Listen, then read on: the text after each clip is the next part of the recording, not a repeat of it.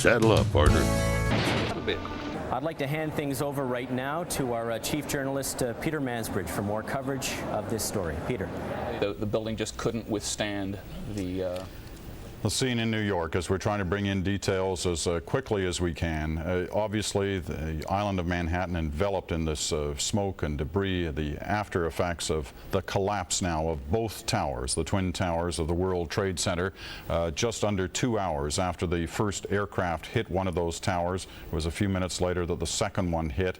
If you're just joining us, I know in parts of the country you are, we can show you some incredible video that took place about a quarter of an hour, a little after 18 minutes after the first tower was hit by a plane. It was unclear at that point what had happened. Was it an accident? Was it a plane in distress?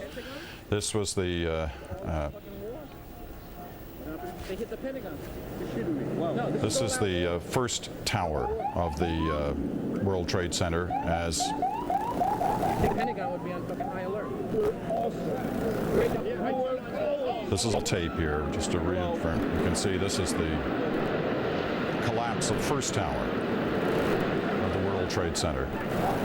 Obviously, the incredible structural damage that was done to that tower when the first aircraft hit it. Now we'll show you just moments ago, this is about 10 or 15 minutes ago now, when the second tower collapsed. The first one clearly gone from your picture, and then suddenly the second tower. These were built about 30 years ago at a cost of $400 million. That's the major landmarks of the New York City skyline. Now this, as I was telling you earlier, this is the video of the second aircraft. You'll see it coming in from the right of your picture.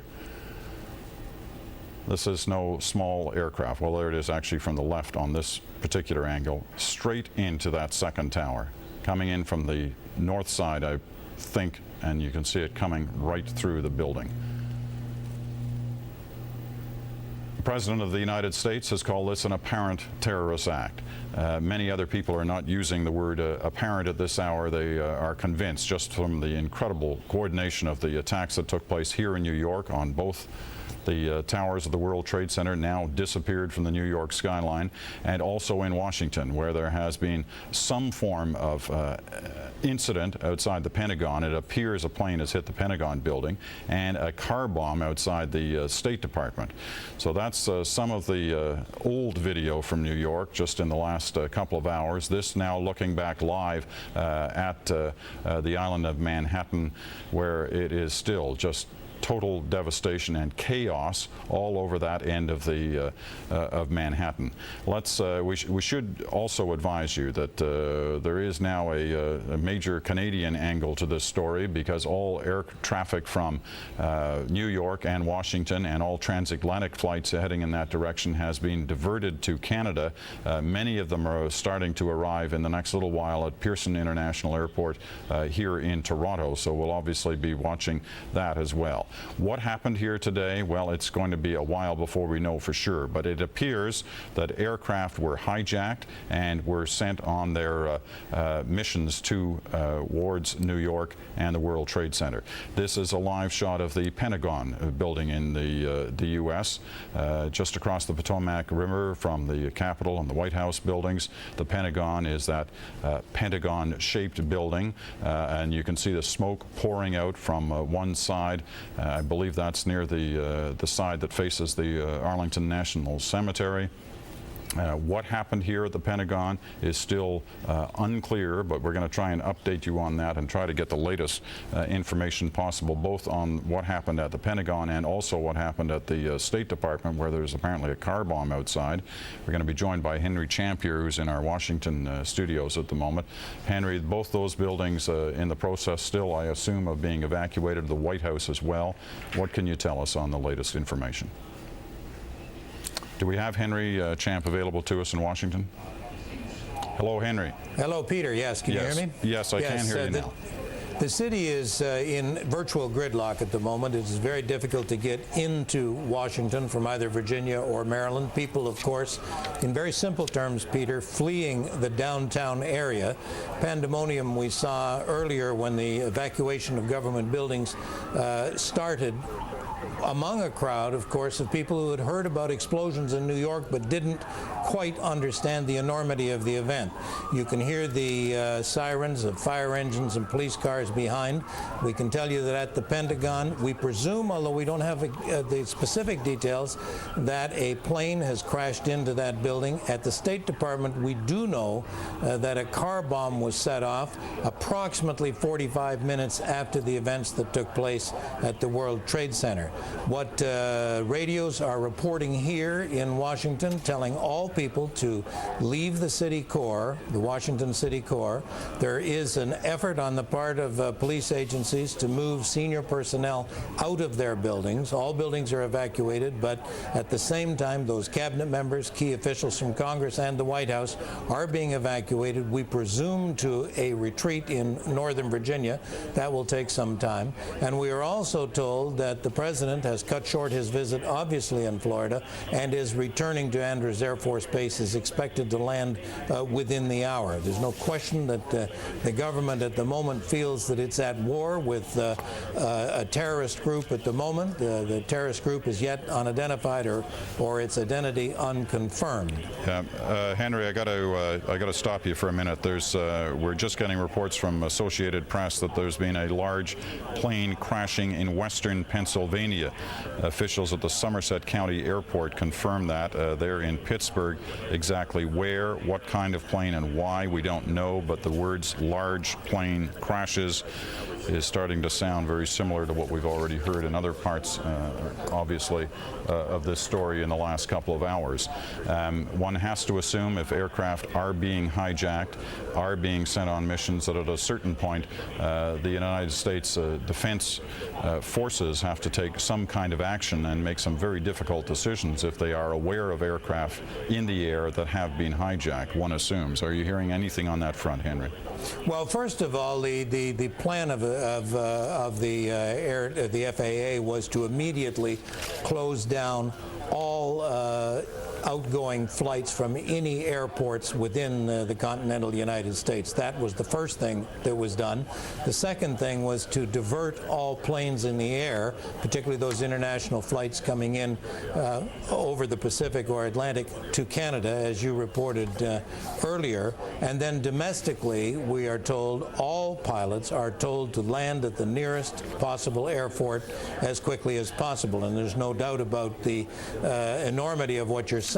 Planes then in the sky, after those things have been done, are going to be viewed with a great deal of suspicion, because clearly the use of aircraft in these terrorist activities so far today is a prime objective of the perpetrators of these crimes. All right, just to further underline that, a large plane has crashed in western Pennsylvania. There are some unconfirmed reports of what type of aircraft this is, and I'm going to wait till that's confirmed, but it's a very big one, are some of the rumors that are circulating at this hour, unconfirmed. But what is confirmed is there has been yet another large aircraft crashing, this time in western Pennsylvania. As Henry mentioned, and as we mentioned earlier, many flights being diverted to Canada now as the airports have been closed in New York and in Washington.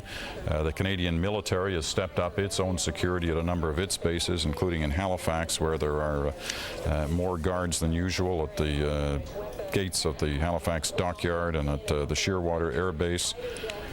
Concern obviously spreading outside the borders of the United States at what is an incredibly horrific act. Let's try and get to the latest situation inside New York City. You're looking at pictures. There's a mixture of tape and live pictures here over this last little while as we try to keep you up to speed on the incredible scene. This shot is a live shot of the aftermath of the dropping now of both of the towers, of the Twin Towers, the World Trade Center. On the phone, Craig Wilson, who's a Canadian, works for CBS, one of the producers there, joins us from CBS headquarters, I believe, Craig, in New York. What is the latest you can tell us right now and the information that you're getting there? Good morning, Peter. In fact, I am not at CBS. I'm at Midtown high-rise looking directly due south at what can only be described as grotesque scene. I am in Midtown Manhattan at 42nd Street on the 38th floor of what actually is my wife's office building. It's the only building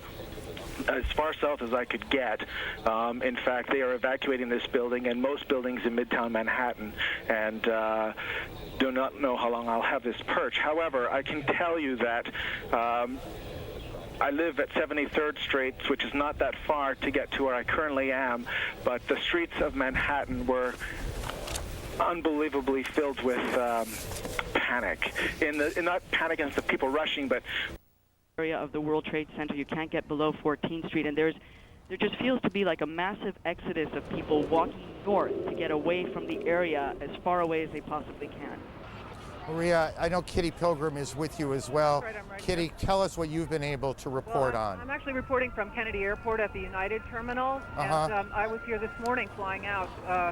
When they made an announcement about 20 of 10 that all flights were grounded, people thought it was just a normal course of airport business these days, and so there was not much of a reaction, and then the news started to trickle through. It was not an official announcement made over the intercom. Kitty, let me interrupt for just a second.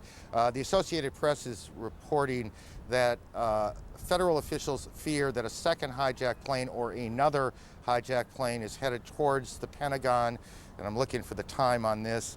We will continue to check that out. Kitty, I apologize for interrupting. Why don't you continue? Did we lose her?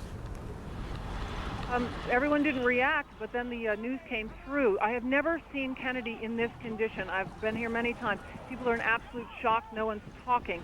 They were just staring at each other with their arms dropped to their sides. A pin could drop in the United Terminal. There were a couple hundred people there, and no one was saying anything. After about 20 minutes, people rushed to the phones. You cannot phone out. There's no real access back to the city. People are trying to get back. They've unloaded the baggage from the planes. They've asked that everyone pick up their bag and take it out of the terminal and take it home. And they're asking everyone to please leave. People are just finding it difficult to leave. They are not officially evacuating Kennedy Airport at this point, at least at the United Terminal. The attendants have been asked to stay. And again, there's still several hundred people standing around not knowing what to do. No one's even speaking. And again, for people, Kitty, thank you, not familiar with New York, Kennedy is the major airport handling international flights into the city. It is also an enormous complex of 7 or 8 or 9 terminals. That's exactly right. And in fact, the baggage has been unloaded into a separate terminal from where I am, and they're asking people to walk over, pick up their bags, and take them out. It's virtually impossible to get from place to place at Kennedy, and of course, bridges and tunnels into Manhattan are inaccessible at this point. No one has anywhere to go. Kitty, thank you, and we'll get back to you. Chris Plant at the Pentagon has more. He joins us on the phone. Chris, what can you tell us? Hi, this is Chris Plant at the Pentagon. Go ahead. Can you hear me? Yes, Chris, we hear you. Go ahead. All right, the area to the west of the Pentagon has been evacuated further back by law enforcement and military officials as they anticipate a second aircraft arriving at the Pentagon. It's been deemed to be threatening enough where I saw at least one F-16 fighter jet in the air over the Pentagon headed to the west where the plane was reportedly coming in from. Again, they're saying here that a second aircraft is expected to arrive at the Pentagon sometime soon. They take it seriously enough that they have scrambled at least one fighter jet that I saw, probably either from the D.C. Air National Guard or the Maryland Air National Guard, both of which fly F-16s. The west front of the building of the Pentagon along Route 27 has now partially collapsed. About a 60-foot section of the building laterally has collapsed the entire 5 stories. The building is obviously, the fire is traveling inward in the building toward the courtyard, and this wedge, as they call it, of the Pentagon, the westernmost wedge, which was just refurbished and was in fact reinforced for terrorist attack and for just this sort of thing. I know that there were a significant number of injuries. I'm unaware of any numbers on fatalities at this point. People here who came from the building are suggesting that surely there were fatalities, but no one could confirm any. I have spoken to a number of people that I know who pulled people out of rubble. There were severe injuries. There are a number of helicopters here evacuating injured people, and I am told by one senior military source that the plane in the side of the building has been tentatively identified as a Boeing 767, a full-sized airliner, Boeing 767. But that at this point they're waiting for the arrival of a possible second plane, which has been deemed to be a threat. And as I said, fighter jets have been scrambled to address that matter. Chris, stay with us. That's extraordinary bit of information coming out of Washington now. Let me add to something that we said earlier. We have a report now that a large plane crashed this morning north of the Somerset County Airport, which is in western Pennsylvania, not too terribly far from Pittsburgh, about 80 miles or so. Boeing 767 jet, don't know whose airline it was, whose airplane it was, and we don't have any details beyond that which I have just given you. We don't know if this is somehow connected to what has gone on in New York and Washington, but we do know that another plane has crashed, this one about 80 miles south of Pittsburgh, or at least to the southeast of Pittsburgh. Rose Arce, one of our producers here in New York, joins us on the phone. Rose, what do you have that's new? Yes, just a while ago, I think you saw that collapse of the top of the World Trade Center. Well, it looks like a large chunk of that debris has hit a building very close by, about 2 blocks away next to an elementary school, causing another explosion. So for the last few minutes, I've been watching people running from that direction. There was one man, I'm not child, but you saw on the street. I've seen several emergency service workers carrying other emergency service workers from the scene. There's a haze everywhere. It's very, very difficult to see, but there has been the whole area has been covered by soot and ash. So it looks almost like snow. So as people are coming up the street running from the scene of this new explosion, you can see them slipping on the ash and literally having to drag each other up the street. There's an incredible amount of panic down here in downtown Manhattan as people are realizing that they really need to leave the area entirely after spending the last hour or so just watching this from afar. Rose, stay with us. Terrific work. Let me throw another couple of pieces of information out as we continue to put this all together into a straight line if we can. The United Nations has been evacuated. The United Nations building on the east side of Manhattan has been evacuated. The city is in, this is election day, a primary election for mayor and city council races here in New York. That election has been postponed until further notice. Obviously, we are in the middle of an extraordinary catastrophe that started about 8:45 Eastern Time here in New York when one plane crashed into one of the towers of the World Trade Center.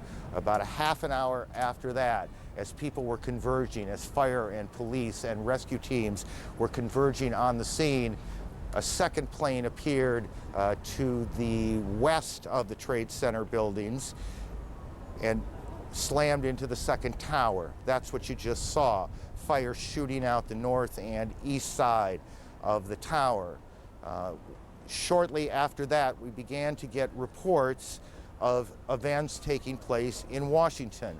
An explosion which first came to us as a fire at the Pentagon. Now there's a report of a second hijacked plane heading towards the Pentagon. It is believed that one of the planes, perhaps both, but one of them we have been told was an American Airlines 767 that hit one of the Trade Center towers. About a half an hour after that, perhaps a little bit longer, lose track of time a little bit in these situations, the first tower, or let me correct that, the south tower, the second tower, the one to the left collapsed. It collapsed in a cascade of smoke and spark. And what we cannot tell you is if there was a second explosion that caused that collapse or if it was simply, that's the first one, that's the south tower collapsing. And that was about a half hour, give or take, after the planes hit the tower. Then shortly after that, just as the smoke was starting to clear away, the second tower, and that's what you're looking at now. Again, this was not very long ago, 10, 15 minutes ago. The second tower, it almost looks like one of those implosions of buildings that you see, except there is nothing controlled about this. This is devastation. How many people There are 50,000 people who normally go to work in the Trade Center buildings. How many of those people had arrived already? How many of those people were trapped in the upper stories? How many of those people have been hurt? How many of those people died? We cannot tell you now. We can tell you that hospitals throughout the New York area are receiving literally hundreds of patients, and they are performing triage. They are trying to figure out who could be treated, who needs help first. This is sort of standard operating procedure. We are just being told now that Israel has evacuated all its diplomatic missions around the world. Israel has evacuated its missions. We are told now that Yasser Arafat has condemned these attacks, and we don't know yet who's behind them. Britain has condemned these attacks. Germany has convened its National Security Council, and we will check and see if events are going on in those places or if that is simply a reaction to what has gone on here in Washington and in New York. CNN's Gene Meserve joins us on the phone from Washington. Gene. K Street, which is one of the major thoroughfares here in Washington, it is absolute gridlock. It takes about 15 minutes to drive one block. Ordinarily, this time of day, there'd be nothing near this kind of traffic. You see pedestrians filling the sidewalks, many of the businesses and offices here having closed. You see cars absolutely pouring out of the parking lots, contributing to the absolutely horrendous traffic situation. Many people trying to use however, cell phone service has become very difficult in this town because of the crush on circuits. For the most part, people appear to be very calm and collected. I will tell you, though, that as I drove, I looked at the car next to me full of Aaron, back to you. Gene, thanks. Gene Meserve in Washington this morning as she and the rest of the organization continues to gather what facts we can, what facts are available in the wake of the extraordinary chaos that has followed this extraordinarily horrendous terrorist attack. American Airlines, we are told, one of the planes involved in this was a hijacked American Airlines 767 out of Logan Airport in Boston. American Airlines will say what is known. What is known as you look at the White House being evacuated a short time ago, or is that live? And I'm not sure on my monitor which it is. I believe it's taped from a short time ago. In any case, American Airlines will talk to reporters in about a half hour or so, 11:30 Eastern Time. One of its planes involved in this, and we will bring that press conference to you live when it happens. Here in New York, hospitals are being overwhelmed as hundreds of patients are being brought in and being treated. We cannot tell you, we would not even begin to guess what the numbers in this will be, how many people will have died by the time this day is over, how many injuries have taken place in both Washington and New York. But as former Police Commissioner Howard Safer told us a few moments ago, obviously the numbers are going to be extraordinary. Who do we have on the phone, guys? Just help me out here. Patty, are you there? Yes, I am here. What do you got? About an hour ago, I was on the corner of Broadway and Park Place. That's about 1,000 yards from the World Trade Center. When the first tower collapsed, it was a massive explosion. At the time, the police were trying desperately to evacuate people from the area. When that explosion occurred, it was like the scene out of a horror film. People started stampeding away from it. Patty, I'm going to interrupt you for a second. We told you there was a second plane that went down, this one around 80 miles or so southeast of Pittsburgh. We'll try now to connect with KDKA TV in Pittsburgh. Well, just so much for planning. We will try again. Again, we have reports that a plane has crashed in the Pittsburgh area, southeast of Pittsburgh, about 80 miles. And at varying times, we've heard that this was a 767 and a 747. I'm not sure it matters which it is. What matters is that a plane has crashed in the Pittsburgh area. The Pentagon continues to monitor reports that another plane, a hijacked plane, is headed for that area. All flights have been canceled around the country. International flights heading towards the United States are being diverted into Canada this morning. Patty, let me go back to you as we look at some tape from the ground. Patty, why don't you go ahead and continue? Okay, Aaron, I'm in the main building of University, which is inside the fallout zone of all the debris from the two building collapses. At the time of the first building collapse, I was at Broadway and Park Place. There was a huge cloud of smoke. It overcame the crowd. People were stampeding. Literally, the debris was so thick you could not see your hand in front of your face. I ducked around onto a building. More ESPN News coming at you right now. ESPN News is a presentation of ESPN, the worldwide leader in Town in the financial district, very eerie. You saw people being wheeled on gurneys away from the site of the explosion. People were coming out with masks over their face, anything they could put over their face, because the air was still very thick with debris. The ash on the ground is at least 2 inches thick. It's more like snow cover, a very eerie snow cover blanketing downtown Manhattan right now. Now, at the time, I was back on the corner again of Broadway and Park Place. At that time, the police started running toward us, telling everybody to move who was left on the street. I looked up, and that's when I heard the, pardon me, that's when I heard the explosion. That's when the second tower came down. Again, whoever was left on the street started stampeding. I'm in the office. Right now I'm in the main building of Pace University. People are crying. They have gas masks on their face. Authorities are making people go toward the basement. They're just doing anything that they can to move people away from the financial district. But again, it is a very horrifying scene down here, very eerie, like a ghost town. Patty, let me interrupt you. Mayor Giuliani is on the telephone, is part of New York One's coverage. We join our affiliate for that.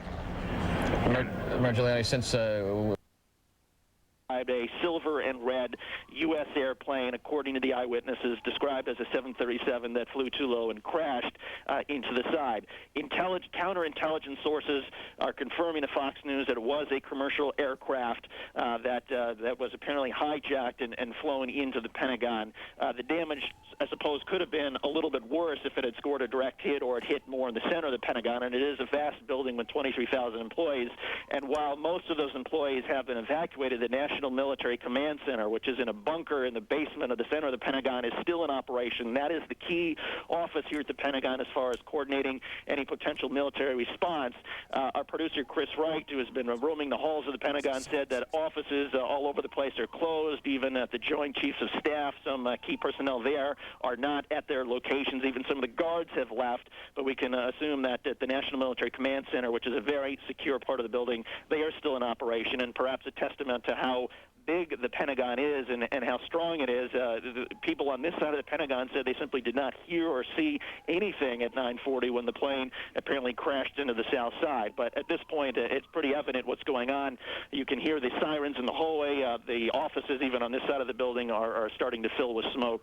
And in fact, I'm going to stick the phone out the window and see if you can hear the warning. Hold on one second, see if I can drag the phone out there. Hold on one sec.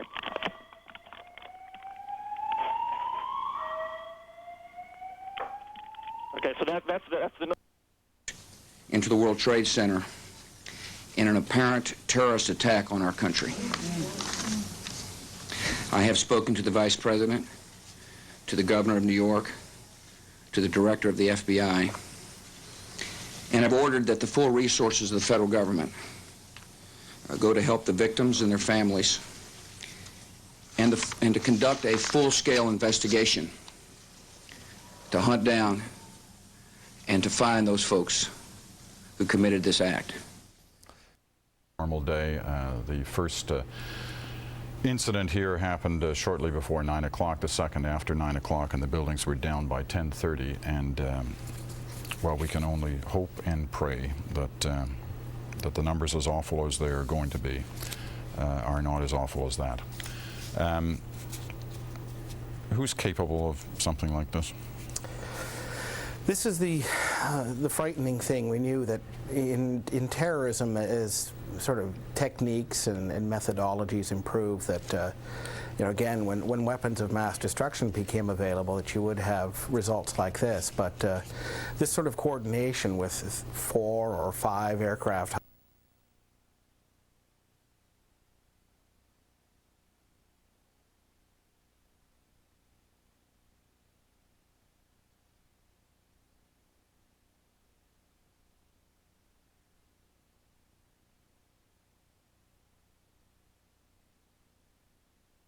Crash, one of the World Trade Center towers collapsed, and then about 30 minutes later, the second one collapsed.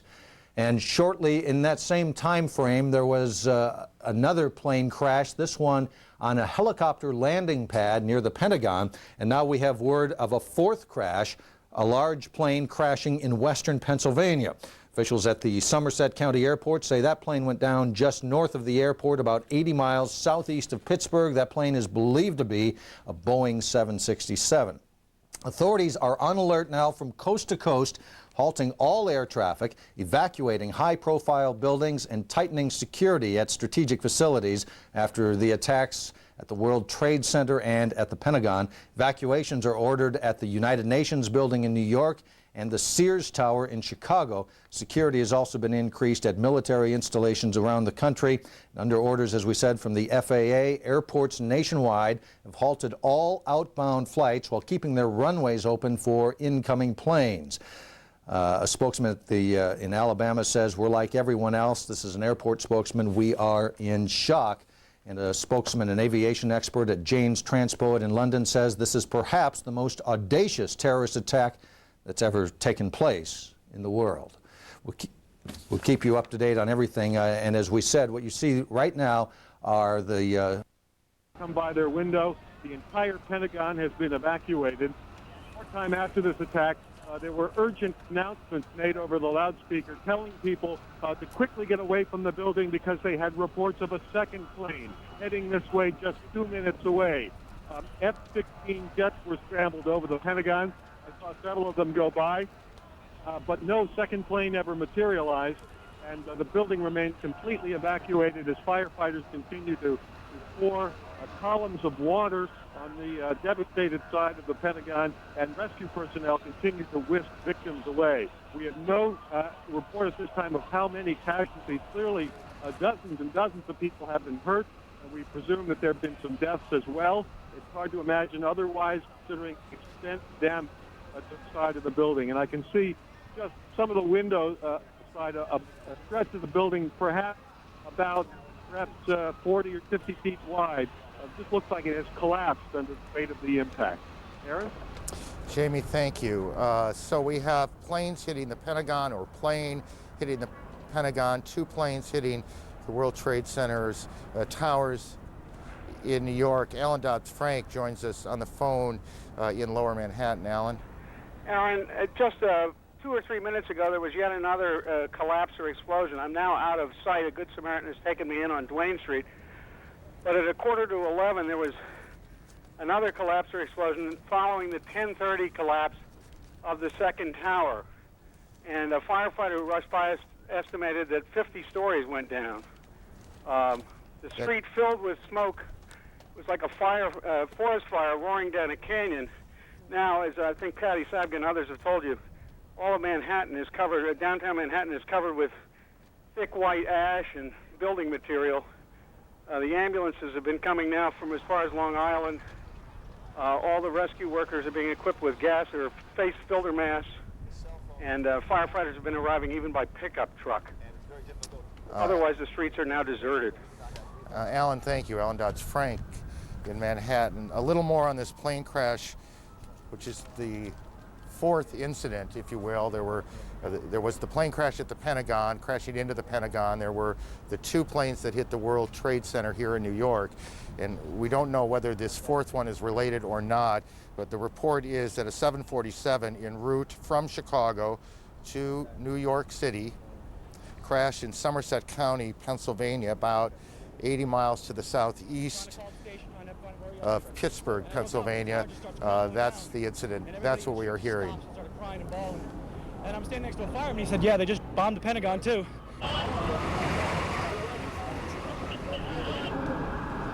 Our colleague, Jeff Green, well, we have a little more sound here from witnesses. I'm with the fire alarm company. The doorman goes to me, "Wow, I never seen a plane flying so low." And we looked out at it. All of a sudden, boom, it seemed like it wasn't even real. And we came running over here closer to the place, and all of a sudden we saw the other explosion. I don't know.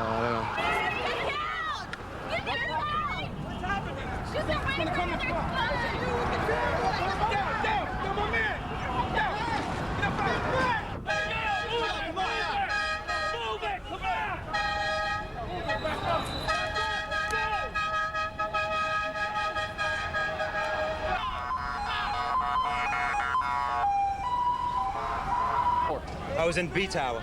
B tower? A tower. What floor were you on? B1. What floor? The first one. What happened? Tell me. When a big explosion happened, some guy came out. His skin was all off. I helped him out. This is him all over. There's people jumping out of windows. I've seen at least 14 people jumping out of windows. It's horrific. I can't believe this is happening. Anything else that you saw? Were you there for the second hit by the plane? About 10 minutes later, the second building went off. Did you see it? Yes, I saw it. It just blew up. A big explosion. People started running. It was just chaos everywhere. Yes, I was right there. I was down in the basement. Came down. All of a sudden, the elevator blew up. Smoke. I dragged the guy out. His skin was hanging off, and I dragged him out, and I helped him out to the ambulance. Thank you.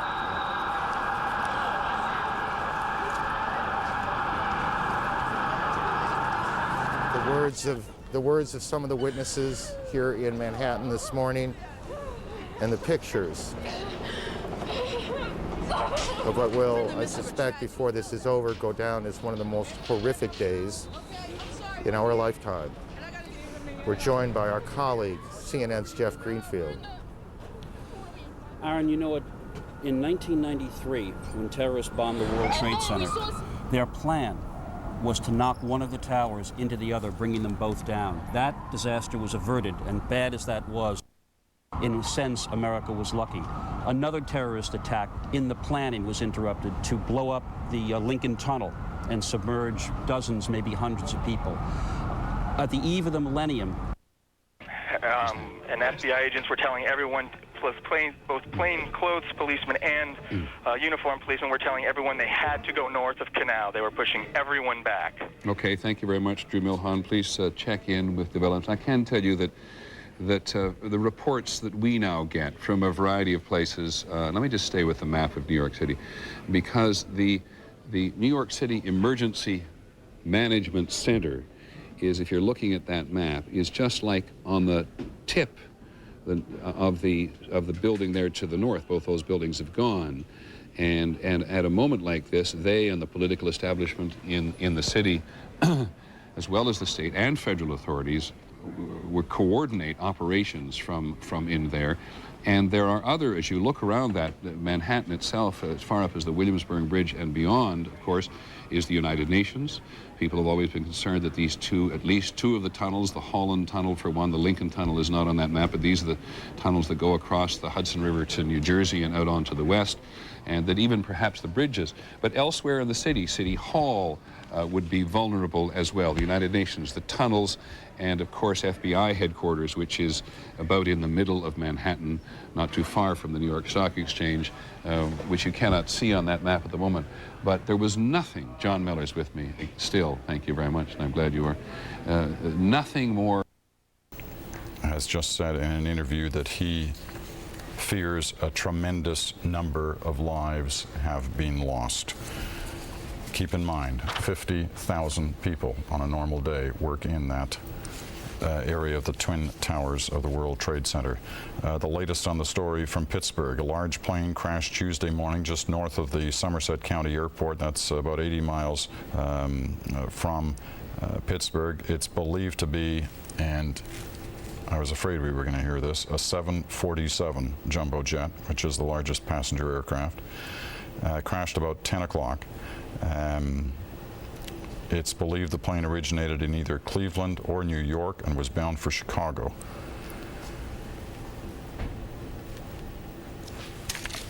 We don't know what happened to that aircraft and whether it's related to this story, but it's one assumes that it may well have been. 747s don't just drop out of the sky. As David reported, the Pentagon says a hijacked plane headed toward Washington is no longer a threat. It appears to have gone down in the vicinity of Camp David. More on what Rudy Giuliani had to say. This is the scenes from Washington. This is the Pentagon, which is in flames from that incident on the other side. It's believed that the damage there is minor in spite of the major degree of smoke that you're seeing. As we look back in New York in a moment here, a little more on what Rudy Giuliani has to say. He says a tremendous number of lives have been lost. He says every available search and rescue rescue workers being called out after the World Trade Center was targeted by terrorists. Planes smashed into the Twin Towers. Just reading raw from the wire copy here. Giuliani says he personally saw people leaping from the windows in a desperate bid to escape.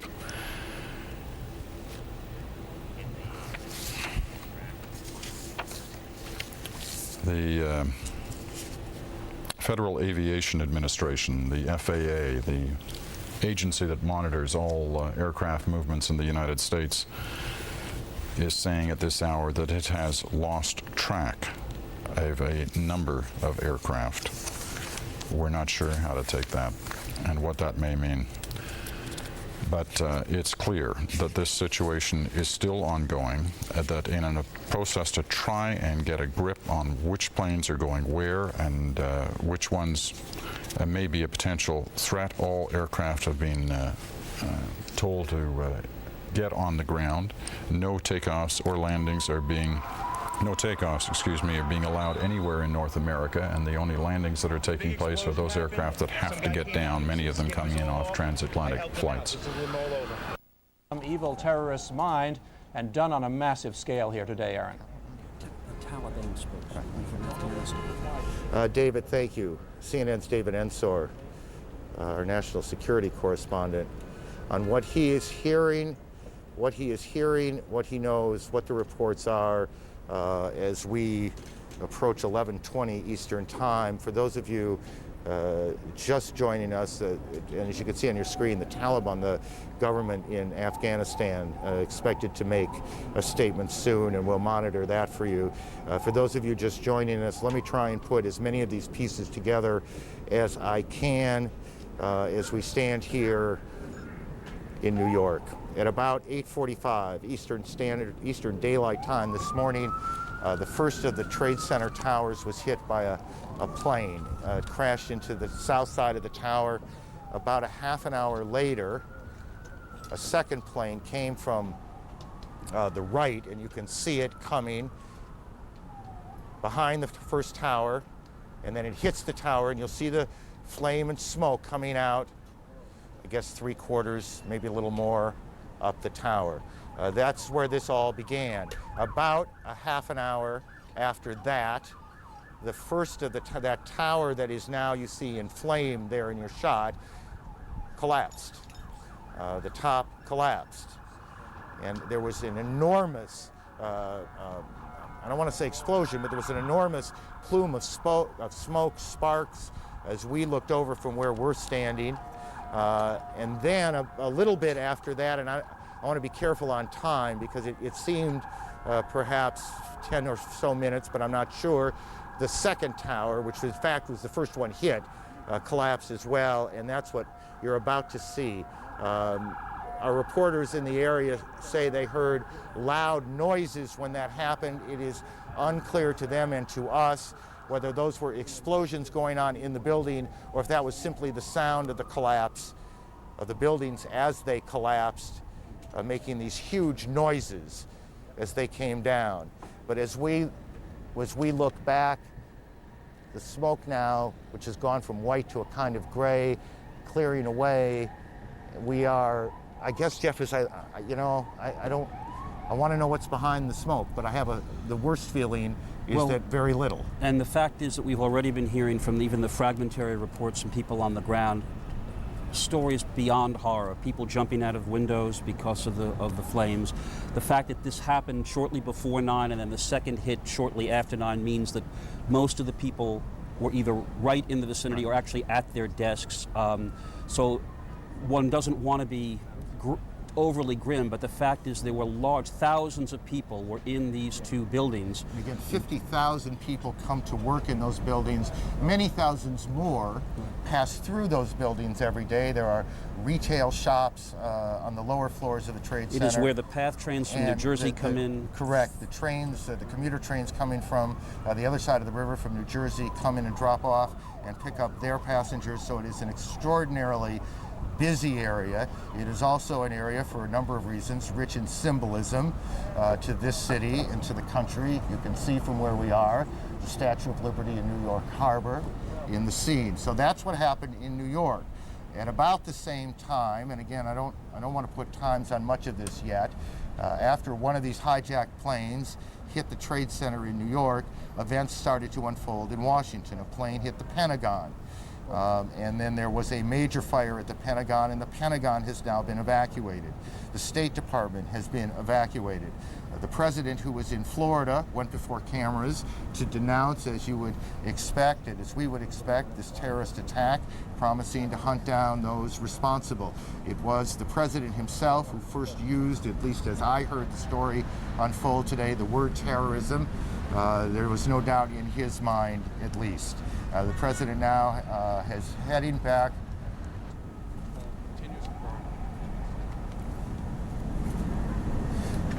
We are now getting a report from that American Airlines says that one of its flights, a flight from Boston to, I believe, Los Angeles, correct me guys if I'm wrong, is down, or at least they've lost contact with it. 81 people on board. This would be the second of American Airlines flights to have been involved, presumably, in this event.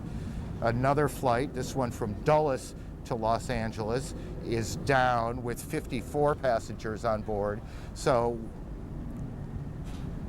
again, so there are two American Airlines, one Dulles, Washington, D.C. to Los Angeles, the other Boston to Los Angeles. Both American Airlines planes reported by the airline to be down. It is also believed that an American Airlines plane, a 767, was involved in one of the hits on the Trade Center as well. We don't know if there's a reason why it is American and not any other. We won't speculate as to whether there is or not. We'll just tell you what the facts are as we get them, and that's what we have. American says two of its planes down, and I assume that is two other than the one that hit the Trade Center, and you guys check that out to make sure I'm right. And we have a report of a crash in Somerset County, outside of Pittsburgh. Right, I believe a 767, though we're getting reports perhaps a 747, which doesn't quite fit into what we believe flies Chicago to New York, is also down as well, and I do not know the airline involved there. Let me just go back okay, I do now. It's a United Airlines plane. So we have a number of planes down, a number of planes involved in these attacks. The Boston to Atlanta, if I'm reading the notes correctly, had an American 767 with 81 passengers on board, 9 flight attendants, 2 pilots. Flight 11. Reported down. That's American Airlines Flight 11. And American Airlines Flight 77, which is a 757 jetliner, Dulles Airport outside of Washington to Los Angeles International, with 58 passengers on board, 4 flight attendants, 2 pilots, also reported down. And then there is this United Airlines jet, which crashed about 80 miles to the southeast of Pittsburgh. We should also mention, I think, Aaron, that inevitably some of these early fragmentary reports are going to be needing correction, and that will be done as soon as possible. We had a report of a second hijacked plane on the way to Washington. Capitol Police were reporting that there have been no signs of that plane. We simply, at this point in this awful story, have to just tell our viewers we will do everything we can to report this accurately. If fragmentary reports need amending or correcting, that will be done immediately. And I think in fairness here, there is in a number of places right now, perhaps 4 or 5, chaos. And numbers that come out aren't necessarily going to hold up. And in our reporting, we will be a bit conservative on some of this until we track it down. There's no point in allowing this thing to seem worse than it is. It is already horrendous, and we don't need to make it any worse by misstating numbers, and we want you to keep that in mind. CNN Medical Unit reports that the Center for Disease Control in Atlanta, the Centers for Disease Control, is preparing bioterrorism teams to respond to the incidents. This, we are told, is simply precautionary. We have absolutely no reports and no evidence that there is any biochemical or bioterrorism going on, but clearly what is happening in every department of the United States government, and I suspect in every department of most major cities right now, the plan that they hope they never have to implement, the plan that they spent years preparing, is now in effect, not just here, not just in Washington, but around the country, because no one knows precisely where this is going. CNN, my colleague Judy Woodruff joins us from Washington. Judy? Aaron, we've been watching this here in the Washington Bureau. I'm in the studio now just a few blocks from the Capitol, from the United States Capitol, and the first thing I want to tell you is that everyone I'm sure on their minds is God rest the souls of those who've lost their lives this morning in New York, in Washington, near Pittsburgh, in Pennsylvania. It is just a story for which there are no words to describe. Here in Washington, we are keeping a very close watch on the Pentagon. You've been reporting, Aaron, and other CNN correspondents. A plane evidently crashed, a commercial jetliner crashed into the Pentagon earlier this morning. Approximately 60-foot section of this building, which is, of course, the headquarters of all the military for the United States, was on fire as a result of this crash, and then collapsed. These are some of the pictures we've been bringing our audience from the Pentagon. We've watched people being treated by first aid personnel there. We have no information yet on casualties, on the number of people who may have been hurt or may have died in this incident, although emergency personnel on the scene have said surely there have been casualties there. Elsewhere in Washington, every federal building has been evacuated or is in the process of being evacuated.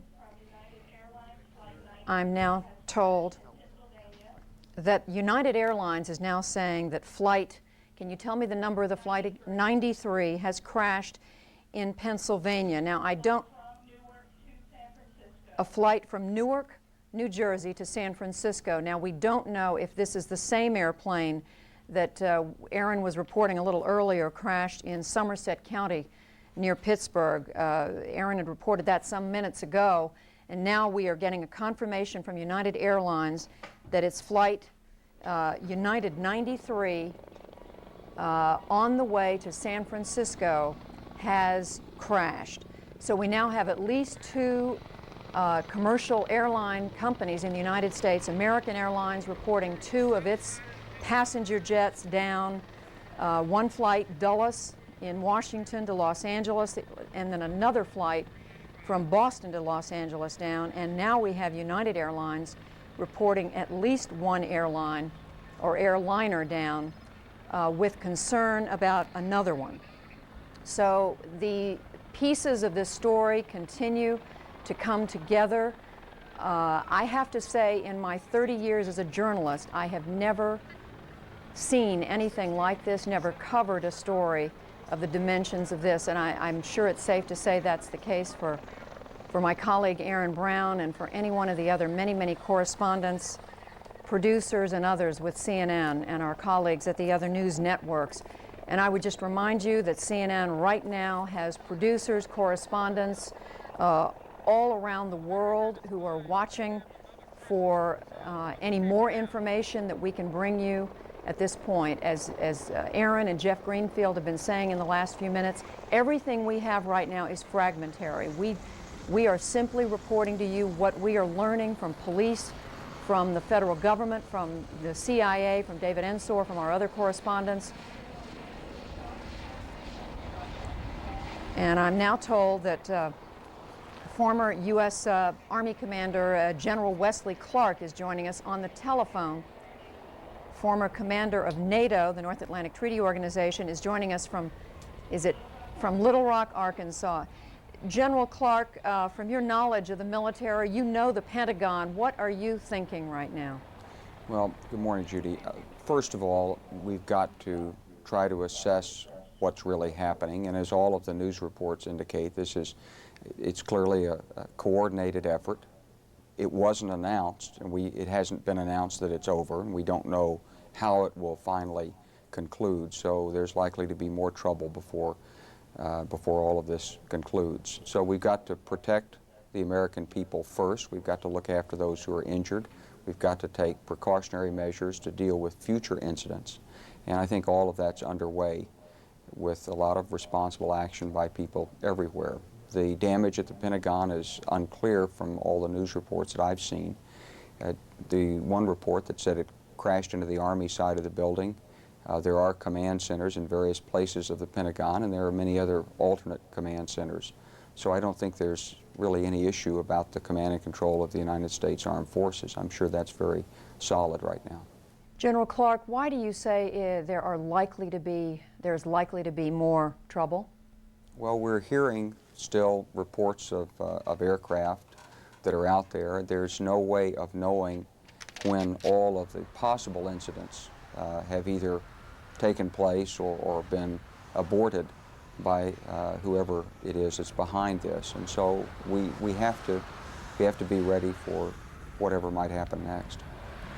General, can you give us some sense of, clearly the United States has never experienced anything of this magnitude, but what are the leaders of our military, the Joint Chiefs, the Secretary of Defense and others, what presumably are they doing right now in order to be on top of a situation where you have the Pentagon on fire, New York City in a state of chaos, and every federal building in Washington evacuated?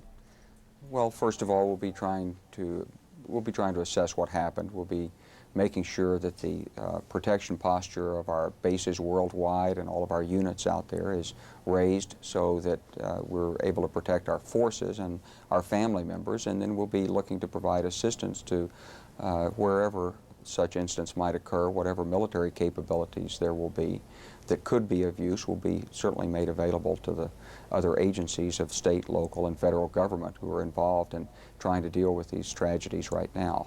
Then beyond that, we'll be waiting for the information to come in about who may have been behind this, and we'll be looking at what measures can be taken to strike and prevent further actions or in punitive retaliation. Well, speaking of that, General Clark, wouldn't you agree there are very few of the terrorist groups, at least that we're familiar with, who would have the capability to pull off something this coordinated on this scale? I think that's exactly right. There's only one group that has ever indicated that it has this kind of ability, and that's Osama bin Laden's.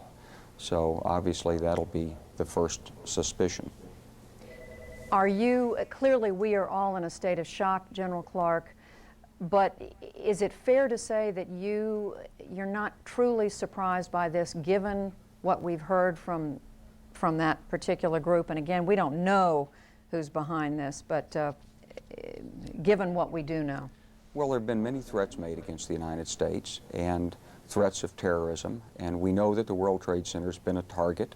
We know that aircraft have been hijacked, and we know that car bombings are used in many places in the world, and there's no doubt that for a long time there have been groups who have tried to target the United States.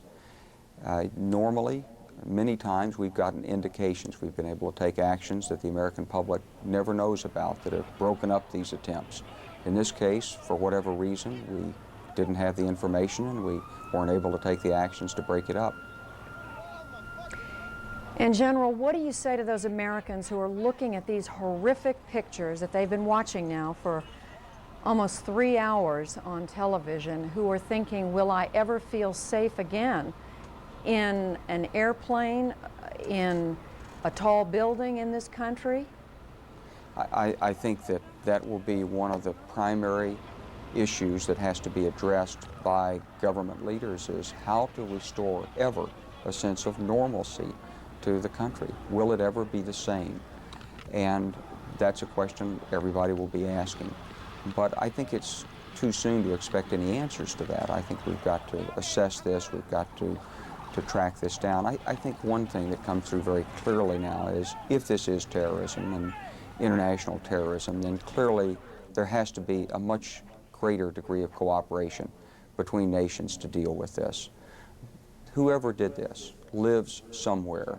He's supported by someone, and people know him, and someone knew that these events were being planned.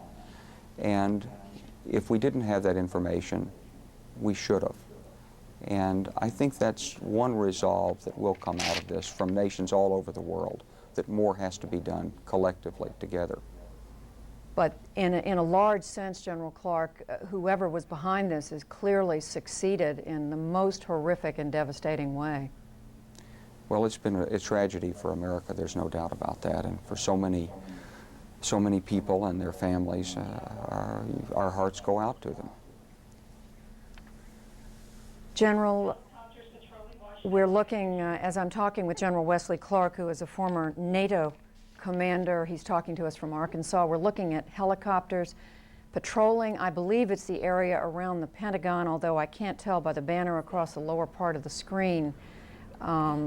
We do know that President Bush was in Florida this morning. He abruptly cut his trip short in order, we think, to fly back to Washington. And General Clark, while you are with us, what would the plans be for the President in this situation without giving away secure information? Would the President necessarily return to Washington? Is there always a plan in place in these situations? Well, there would have to be a plan always in place to take the President to where he can best control what's going on and monitor it and make decisions, and also where he will be safe. And you can be sure that there are plans and backup plans and alternate plans to the backup plans.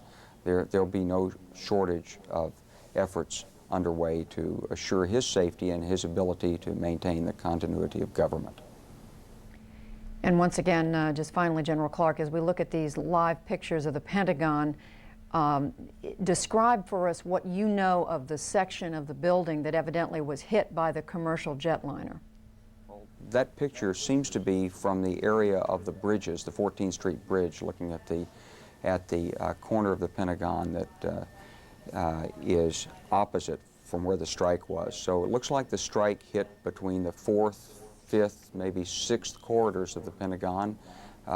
Perhaps on the Army side of the building, there are a number of offices there, administrative offices, where Army leaders and staff officers work on a daily basis. They deal with things like planning and logistics and congressional relations and public affairs in that area. And the Army leadership was probably close to where that may have impacted. There are a number of other facilities below ground, some of which have been relocated, and it's impossible to see from that picture what the condition might be there. General Clark, any final word before we let you go? Well, I think that we've known for some time that there were groups planning this, and I think the American people should know that the men and women in government and all the agencies have worked very hard and very diligently against this. Obviously, we didn't do enough. We didn't either have the tools or the cooperation or somehow get the information that we needed to have prevented it. And you can be sure that those men and women are right now resolved to do more and to be more effective. This is a national challenge, and I'm confident that we'll meet it. All right, General Wesley Clark joining us now from Little Rock, Arkansas. He is, of course, the former commander of NATO. General Clark saying earlier, in his estimation, there is likely to be more trouble given the coordination and the scale of these devastating attacks this morning, September the 11th, 2001, on New York City and on Washington, D.C., and at least 4 commercial jetliners involved in these different attacks. Patty Davis, our Washington correspondent, here with me in the studio. Patty, you have some information about one of those airliners. That's right, Judy. Well, United Airlines, as you said earlier, is confirming that its Flight 93, that's a Boeing 757, it was en route from Newark to San Francisco, did crash near Pittsburgh. It is also now saying that it is deeply concerned about another flight, that is United Flight number 175, a Boeing 757 that was traveling from Boston to Los Angeles. It said it is deeply concerned about that flight right now. We don't know the status of that particular flight right now. Now, the United Airlines CEO, James Goodwin, saying that the thoughts of everyone at United are with the passengers and crews of these flights, including prayers. United is not saying how many people on board each of these flights, how many flight attendants, how many pilots. So at this point, that is their statement. They're saying one plane. They are confirming Flight 93 that was from Newark to San Francisco crashed near Pittsburgh. Another flight deeply concerned about United, Flight 175. Boston to Los Angeles, that's a Boeing 767. Now, on a typical day, there'd be some 4,000 flights of all different aircraft, including military, general aviation, commercial aircraft in the skies. As we've reported here on CNN, the FAA has issued a ground stop, the first ever on all departing flights in the United States. Also, the flights that crashed into the World Trade Center and also into the Pentagon, we are told by the FAA that that was the most restricted airspace that you can get. That was Class B airspace. It doesn't get any more restricted than that. So there should not have been any flights in the areas where those planes came down. Patty, let me just ask you, the flight that United Airlines says it is, quote, deeply concerned about, the Boston to Los Angeles flight, are they confident that that is not one of the airliners that has already crashed? United is not going beyond its statement at this point. They're just simply not saying, Judy. I think they're trying to figure it out as much as anybody else. The FBI involved in this as well, and they're trying to track this. Because what we're trying to do here is piece together whether there is still a flight out there in the air that there are questions about, and I guess I don't have enough information in front of me right now to identify that. And you're saying the airline is just not giving that right now. Right. Yeah. They are confirming that the one has crashed, but the other one they are not giving any information at this point. So unfortunately, we can't piece that puzzle together just quite yet. Patty, I would add, as I'm listening to you and we're watching these pictures from, I believe this is the Pentagon, but I'm not sure. I just turned away. This is the Pentagon. I am told that there are wire reports quoting a senior official with the radical Islamic Jihad movement. Now, again, CNN has not confirmed this.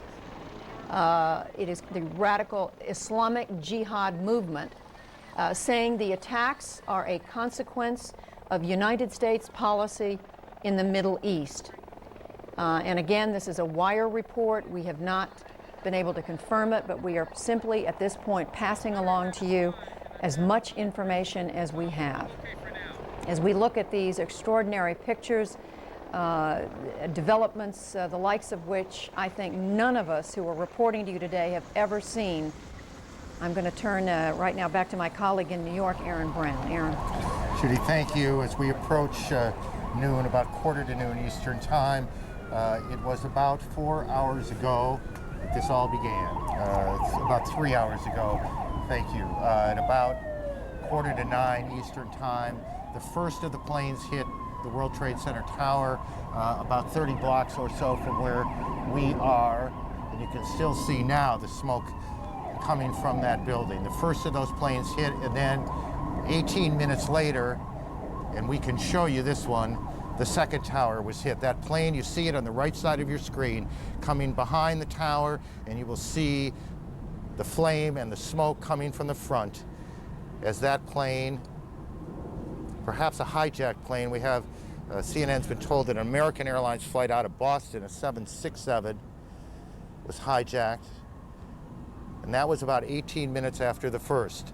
Then as rescue crews began converging, as people desperately tried to get out of those buildings, some 50,000 people work in the Trade Center towers here in Manhattan. As they were trying to get out, the South Tower collapsed. It collapsed in an enormous plume of smoke and spark. And what we can't tell you is if there was a second explosion or if this collapse was simply a structural collapse caused by the plane that hit it perhaps a half hour before.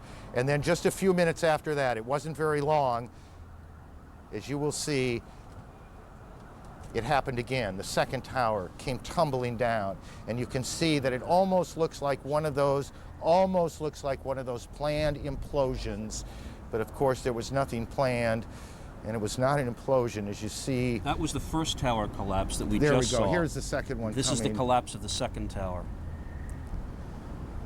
And so now as we stand here, both towers, the tops of both towers are gone. Behind somewhere that plume of smoke that continues to rise over the Trade Center. What is left of those buildings, we cannot tell you. We cannot tell you. In Logan Airport, where at least 2, perhaps 3 of the planes involved began their day, officials now are meeting with reporters, and we can pick that up live. That we've had various reports on to call these following numbers. American Airlines, 800-245-0999. Secondly, family members can call a Mathport number, 617-568-3100. We've also urging people not to come to the airport at this point in time.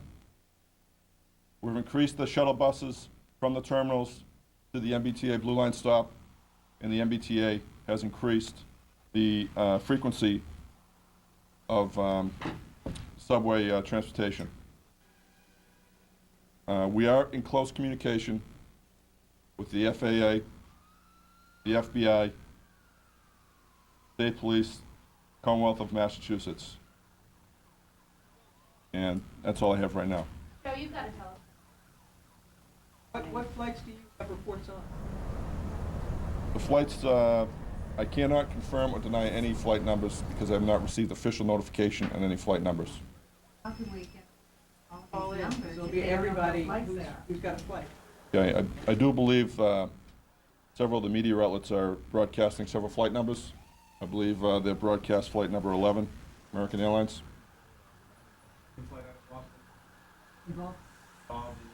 I don't know at this point in time. Were the passengers hijacked?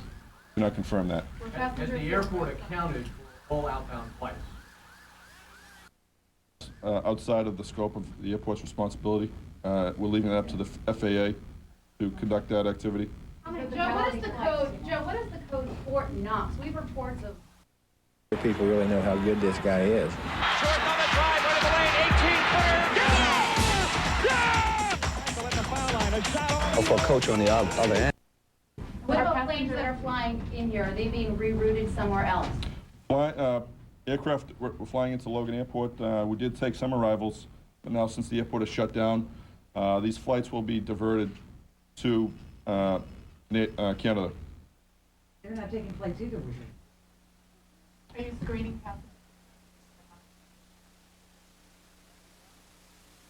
Remove them from another area, yes. They're being directed to seek either public transportation or their own transportation out of the airport. Leaving the airport? No. How long do you anticipate the airport to be closed? It's indefinite at this time. We'll be meeting with the FAA. We'll be conducting an analysis of our intelligence that we have. We'll make a determination later on this afternoon. What details? Pardon me? I can just tell you briefly, we have shut down security checkpoints. Then slammed into the World Trade Center. Both towers of the World Trade Center are gone after being attacked apparently by 2 separate hijacked planes. One of those planes, an American Airlines flight from Boston to Los Angeles. In the meantime, folks, we should tell you that United Airlines is saying it is concerned about Flight 175, that also a flight from Boston to Los Angeles. There is no word on what has happened to that plane. It was due in L.A. at 11:16 Pacific time, and a spokesman for United Airlines would not say if they know where that flight is.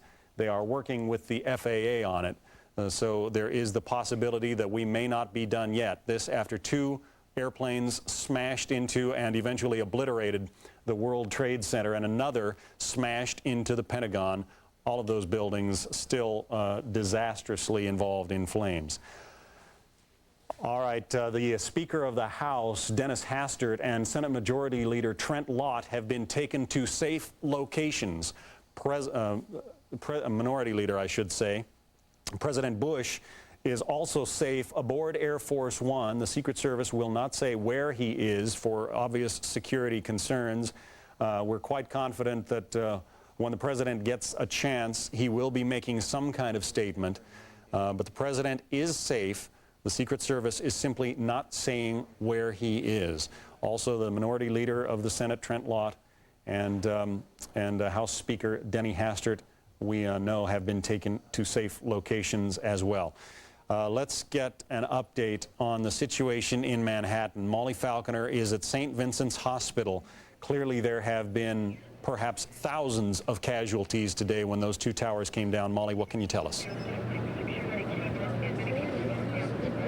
John, this is a hospital under siege. This block is under siege. Police have got the entire area blocked off with what looks like police barriers. So far, we have about 152 people who have come into this hospital. People are out in...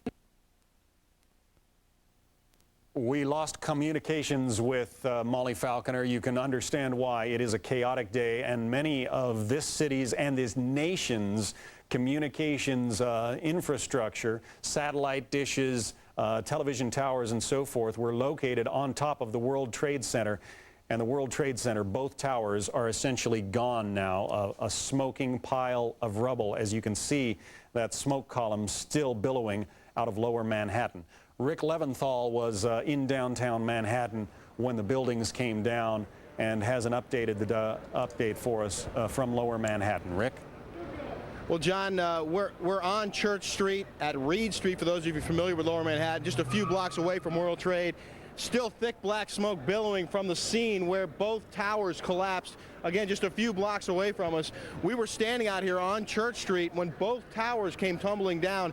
And each time there was a huge cloud of smoke and debris that came roaring down this street, and everyone literally ran for their lives. At this point, the police have been efforting to establish a perimeter. They're trying to keep people back and make sure that no one interferes with their job, which is to try and secure the area and then get inside that World Trade Center rubble to see whether or not they can locate any survivors who may have been inside the building or just outside the building when it came tumbling down.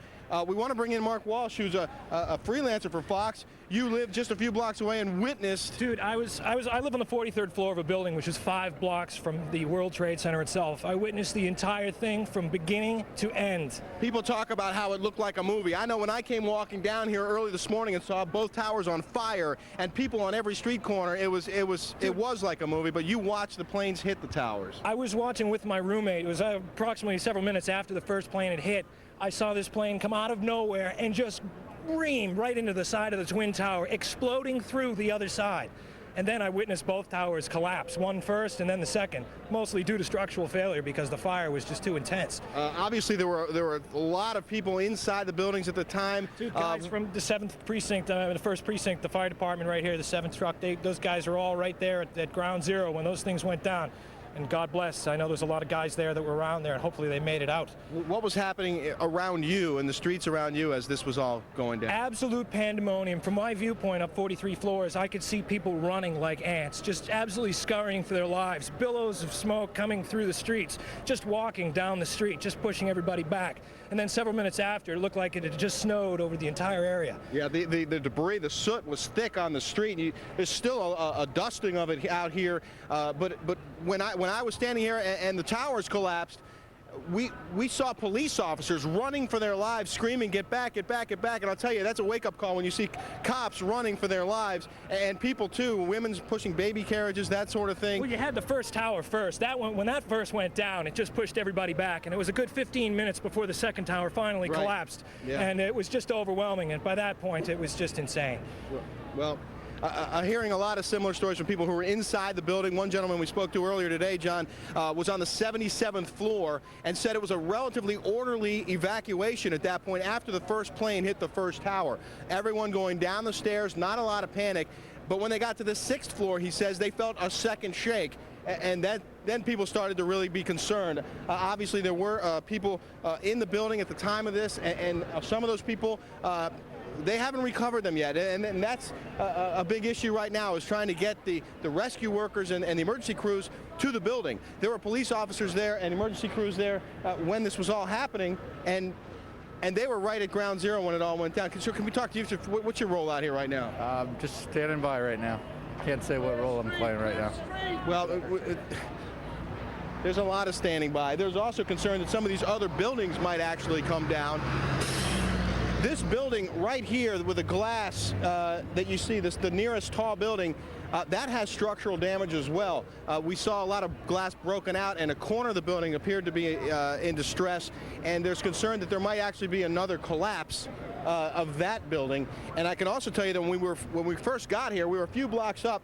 We could actually see debris from one of the planes on the street, a huge gear at one point, looked like a piece of an engine at another point. So that debris is still littering that area up there. They had roped it off with police tape, and they had FBI agents out there, and that was just before the first tower came tumbling down and everyone went running away. So there's evidence out here. There's a lot of work left to be done, and as you can imagine, the streets are a bit chaotic at this point. But I just want to show you one drastic difference looking north as opposed to looking south.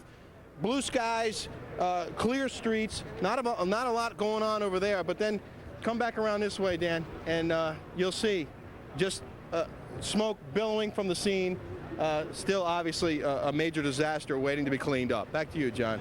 All right, Rick Leventhal in Lower Manhattan, thank you very much. A dark day in America, September 11th, 2001. 2 planes strike the World Trade Center, obliterate it. It has collapsed. Another plane hits the Pentagon. It is still on fire, and we may not be done yet. Britt Hume, our Washington managing editor, is in D.C. Britt? John, just some notes from our State Department reporter Terry Schultz. All U.S. diplomatic posts worldwide have been notified of what has happened here and have been encouraged to take what is called appropriate action. Ambassadors in such a situation have the right, should they choose to close embassies. It's worth noting here that Secretary of State Colin Powell is out of the country. He was down in Lima, Peru, is on his way back. He has released remarks saying that this is a terrible tragedy, and adding, this is from Colin Powell, Secretary of State, the U.S. government will find those responsible. At the State Department, which has been largely evacuated, it's worth noting that Deputy Secretary of State, and now for the moment at least Acting Secretary of State Richard Armitage, is there and has elected to stay in the building. So that is the state of play here as we continue to watch fire, which, as you noted, is still burning at the Pentagon, and we watch, obviously, the southern skies to see whether anything comes of this report of a plane bound here. I should add to that, by the way, this report to this business about a plane being on its way here, that that Senator Kent Conrad, remember the Democratic leadership on the Hill, chairman of the Budget Committee, told our Colin Spencer just a short time ago that he was aware that 16 U.S. warplanes had been scrambled and were in the air in this area. So any airplane, I think, that attempts to attack Washington or crash into it is probably going to have to contend with them, and I wouldn't want to bet that it would ever happen. But it does raise the possibility, of course, of an ugly incident in the skies in or near Washington. John?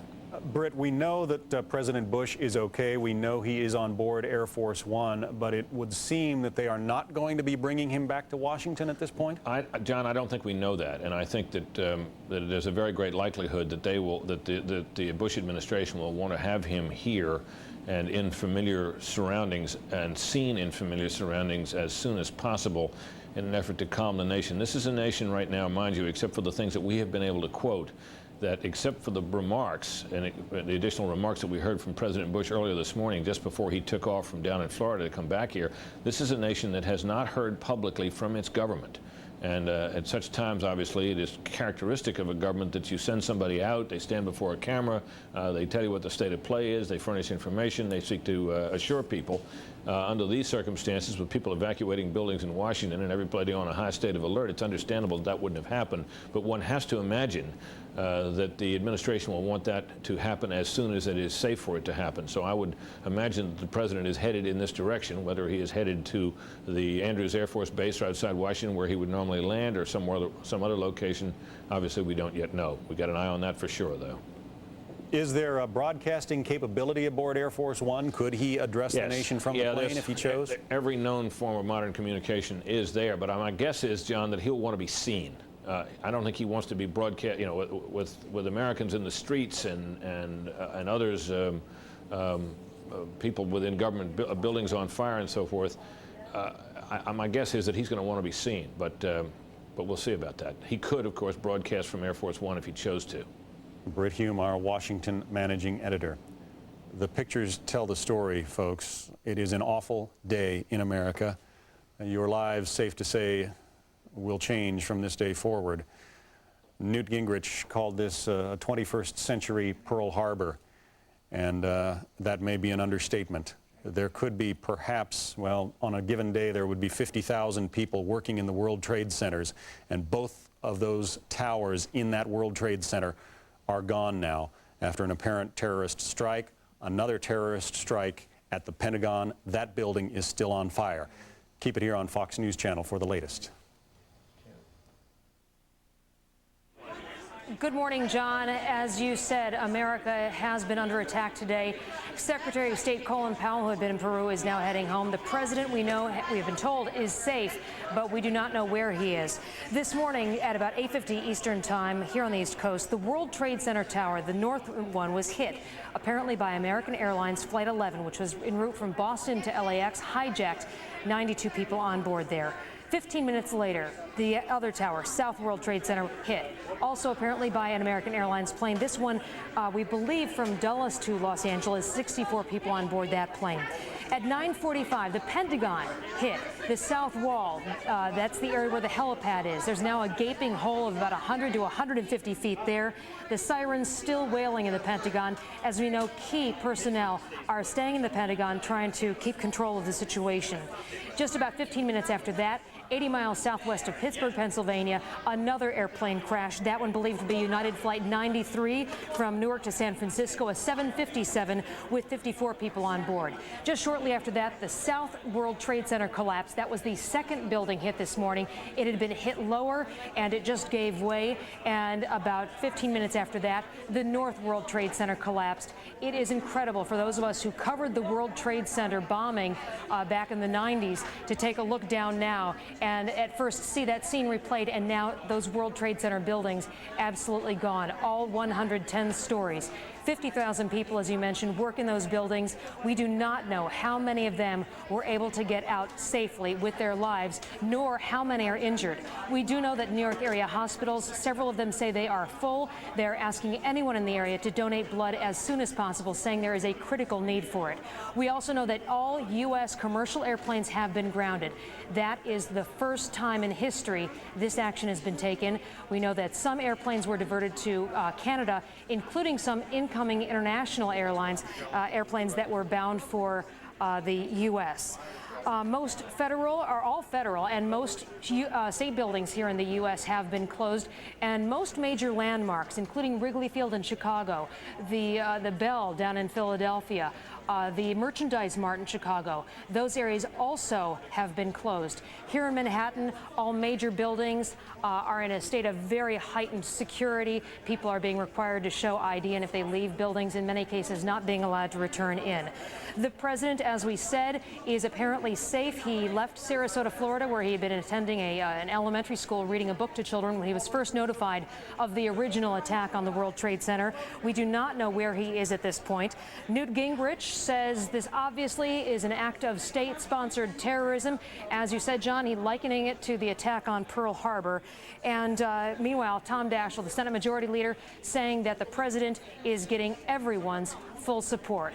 We will update you as soon as we get more information down here. Right now, John, back to you. Edie Donahue in the Fox Newsroom, thank you very much. Again, continuing to keep an eye on the situation unfolding in downtown Manhattan, where the World Trade Center workplace on a normal day of 50,000 people is gone, obliterated by two strikes from those two airplanes today. Also now, Washington, D.C., the Pentagon still on fire after another airplane apparently was hijacked and employed as a flying bomb to attack the nerve center of our nation's military. David Schuster is in the Pentagon. and has this late report for us. Dave? John, we can report for you that the Pentagon fire is still out of control. Flames have started now about 100 feet away from where it's clear you can see where the plane hit the south side of the Pentagon. Eyewitnesses describe a silver commercial jetliner, possibly a United Airlines. It's not been confirmed, but a silver commercial jetliner slamming into the south side of the Pentagon this morning at approximately 9:40 a.m.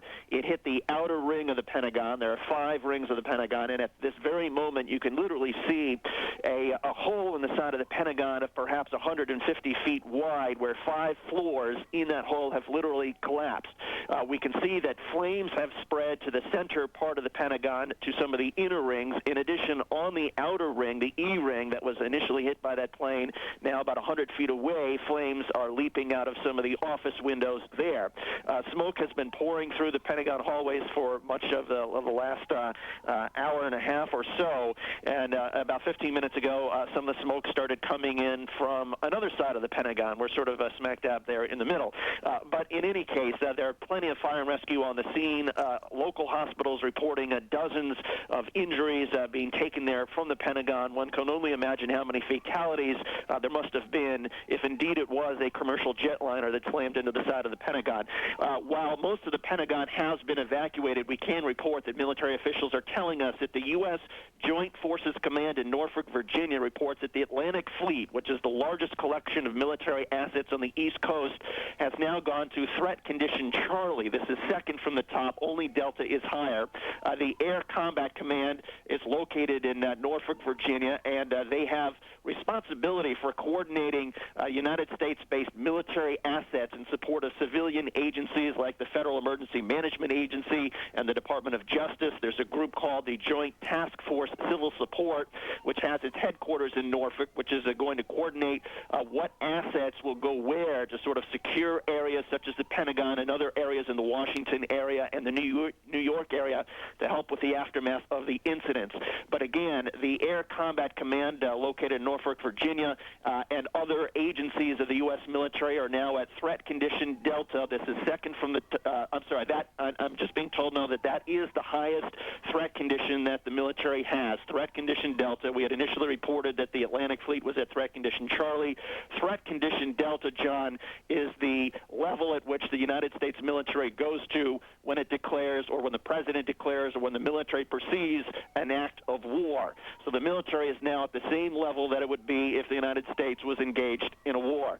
But again, here at the Pentagon, while most of the employees of the Pentagon have been cleared from this building, there's still the National Military Command Center, which continues to operate in the base of the Pentagon, a secure bunker, if you will, in this Pentagon, which is, of course, built to withstand these sort of attacks. And while the smoke is pretty thick in our side of the building, we can tell you that at 9:40 this morning, when eyewitnesses described this jetliner slamming into the side of the Pentagon, that people here, including our own producer, said they did not hear or see anything. There were no shock waves. There was no sound. There was only a large plume of smoke. And then came the reports from inside the Pentagon that the Pentagon was on fire. And I can tell you at this point, the Pentagon is still on fire, that the fire has not been contained. It has spread to some of the inner rings of the Pentagon, as well as spreading along some of the outer rings. And again, just to report that the Atlantic Fleet, some of the military command and control are now at ThreatCon Delta. That is the largest threat level in the United States military. It's the threat level at which the military goes to when it is engaged in a war. John, back to you. All right, David Schuster reporting live from the Pentagon. Thank you. The question, of course, if America is in fact under attack, as it clearly is, how does the military respond? They are in that threat condition Delta, but no one knows where or how at this point to respond. Let's go to my colleague Shepard Smith, who has a bird's eye view of what's happening in Manhattan from Midtown. Shepard? John, as you've been getting the updates from Washington and other places, we've been watching the streets of Manhattan. There is certainly concern of how people might react. And I can tell you that at this moment, the initial reaction was calm, and now Manhattan has taken on a whole new sort of flavor. I want to take this camera because I can't see what you see. I'm going to take the camera and show you around a bit as well as I can. We're going to begin. We're on the top of a building at 47th Street and 7th Avenue, or 6th Avenue in Midtown Manhattan. This is 42nd Street. And you can see there was a lot of traffic in this street until a short time ago, but now you can see 42nd Street at the corner of Broadway has become a sort of sea of people. At this time of day, midday in Manhattan, this would normally be on a Tuesday afternoon a very busy traffic area. It is not today. I'm going to pull out over here and take you, this is 47th Street, panning now, going up towards 7th Avenue. Now, this avenue is northbound, as you can see, and traffic is pretty well gridlocked there. There's very little of it, actually. And looking over toward the Hudson River, there's very little traffic across all of Manhattan. Now, we are looking right now over the Hudson River west in Manhattan, panning around now in the skyscrapers. This is where the World Trade Center stood, and down here is the TKTS building. This is another high traffic area in Midtown, an area with which most people who have ever visited New York would be quite familiar. This is the spot where you line up for Broadway tickets, and at this time of day, just after 12 o'clock, this would normally be a sea of literally thousands of people who are working their way around, getting their lunch and that sort of thing. You're looking live now in Times Square, a scene rarely repeated. Let's get back to this camera, because I'm going to pan down this street. When you're back on this camera, Bernie, let me know. And I'm going to pan down what is Broadway Avenue, making your way down. This would eventually take you all the way down to the financial district, panning across this building and back over to 42nd Street. I want to try to give you a look down the avenue toward what is the Diamond District. This is a little tricky, as you might imagine. This is the entrance to the Diamond District, right outside the Fox News studios. That would be the Diamond District, looking 47th Street now, all the way toward the East River. Absolutely no traffic in Manhattan today. Nothing. It initially started, cabs were running. I was able to get one about 9:30, 10 o'clock. Most of the cabs are no longer running, and the river crossings are now closed. All of Manhattan is shut down, and there is what was the World Trade Center. To say that there is chaos in the streets would be absolutely inaccurate. This is a city that prides itself on its ability to maintain amid the chaos, and that appears to be what's happening today. No violence in the streets, no problems to speak of, no incidents anywhere in Manhattan that I can tell you about. Certainly downtown would be a completely different story, but this city is not reacting in a violent way at all. There is calm here in Midtown, John, at least. All right, Shepard Smith, thank you very much for that update. Of course, the World Trade Center, it sounds unbelievable to speak the words, but the World Trade Center is essentially gone, struck by two airplanes, apparently both of them hijacked. We are now getting a report, a confirmation from United Airlines that two of its planes are gone. One of them apparently the plane that crashed near Pittsburgh. But look here, this is the second plane that struck the World Trade Center shortly after 9 o'clock Eastern Time this morning. An earlier plane left the tower of smoke in the upper stories of the building on the right there.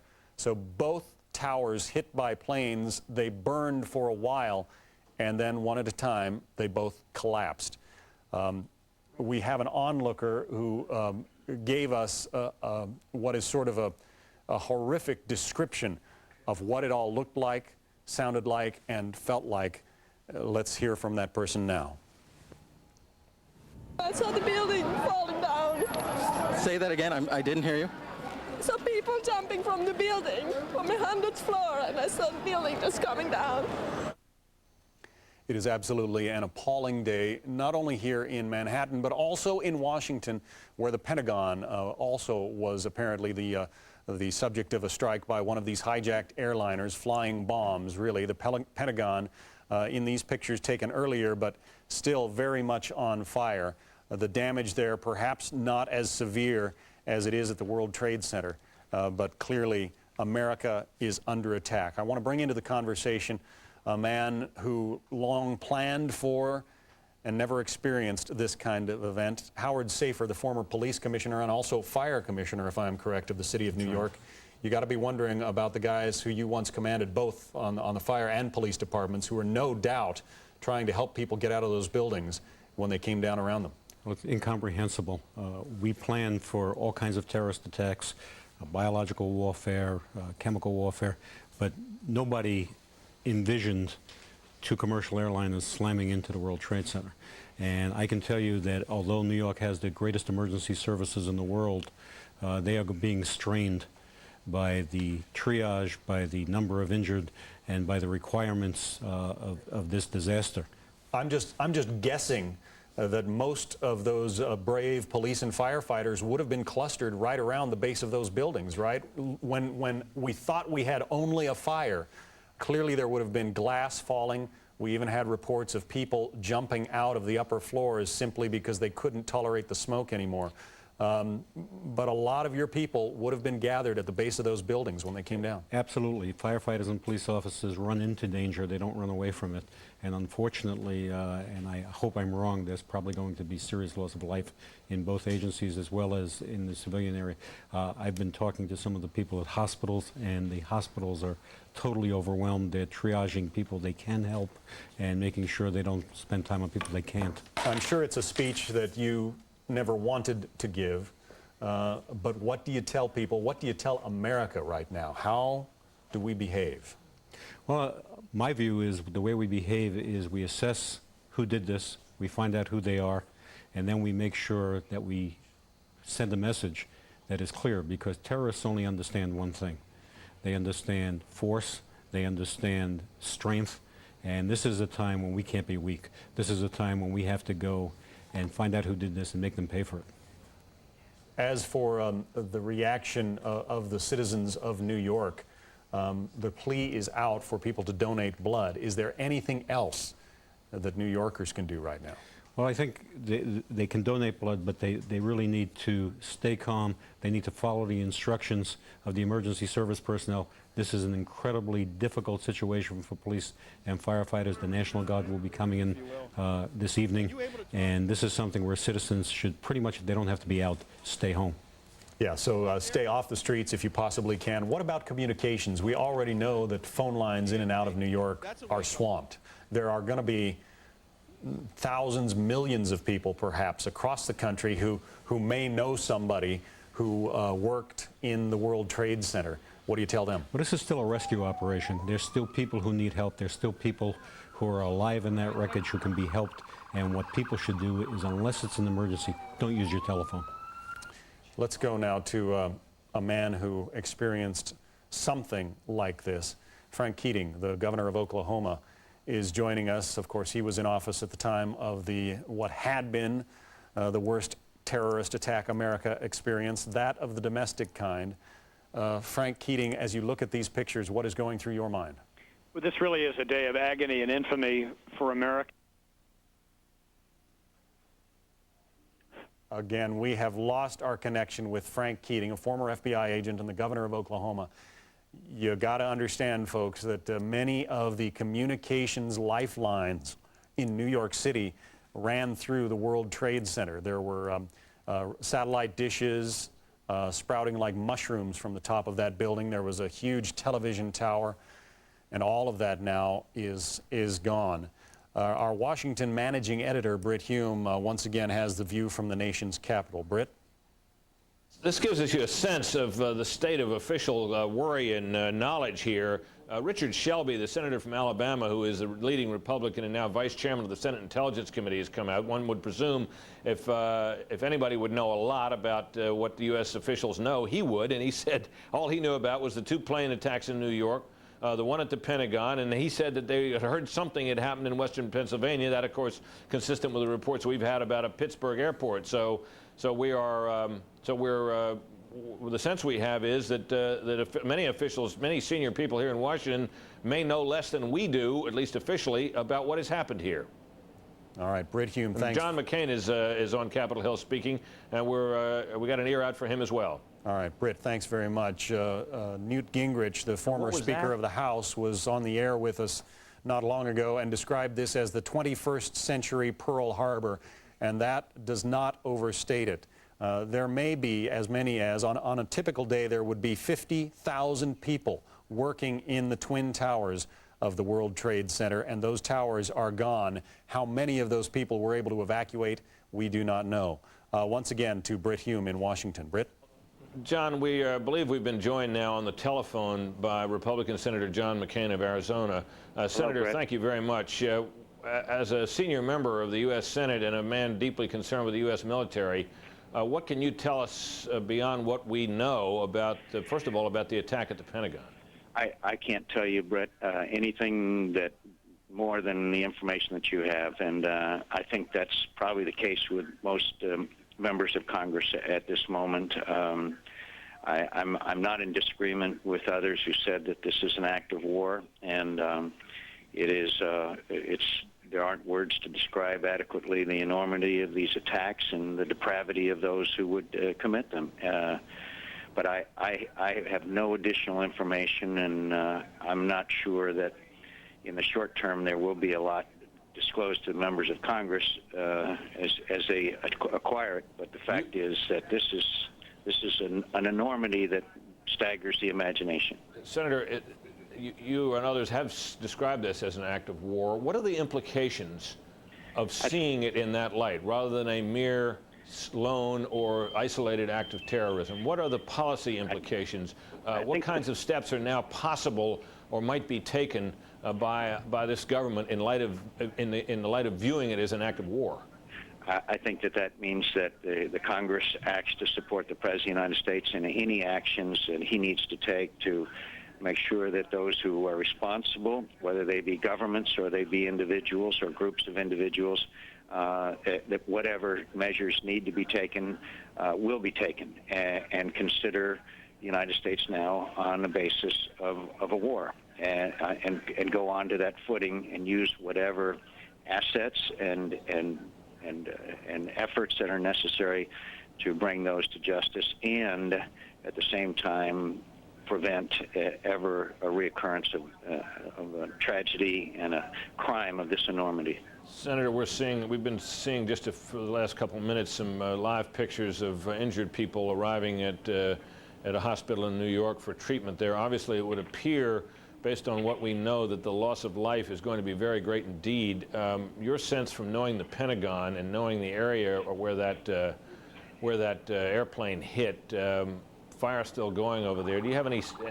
What can you tell us about that part of the building? Number of people work there, that kind of thing. Well, as you know, the Pentagon is a very large building, and which may work to our benefit here, as opposed to the trade towers.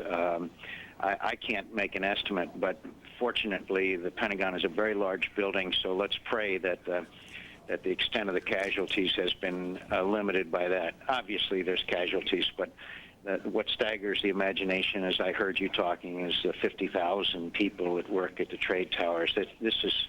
We pray for them and their families, and it's a tragedy that, again, words become inadequate very quickly when describing something of this nature. But I'm sure the President will lead us.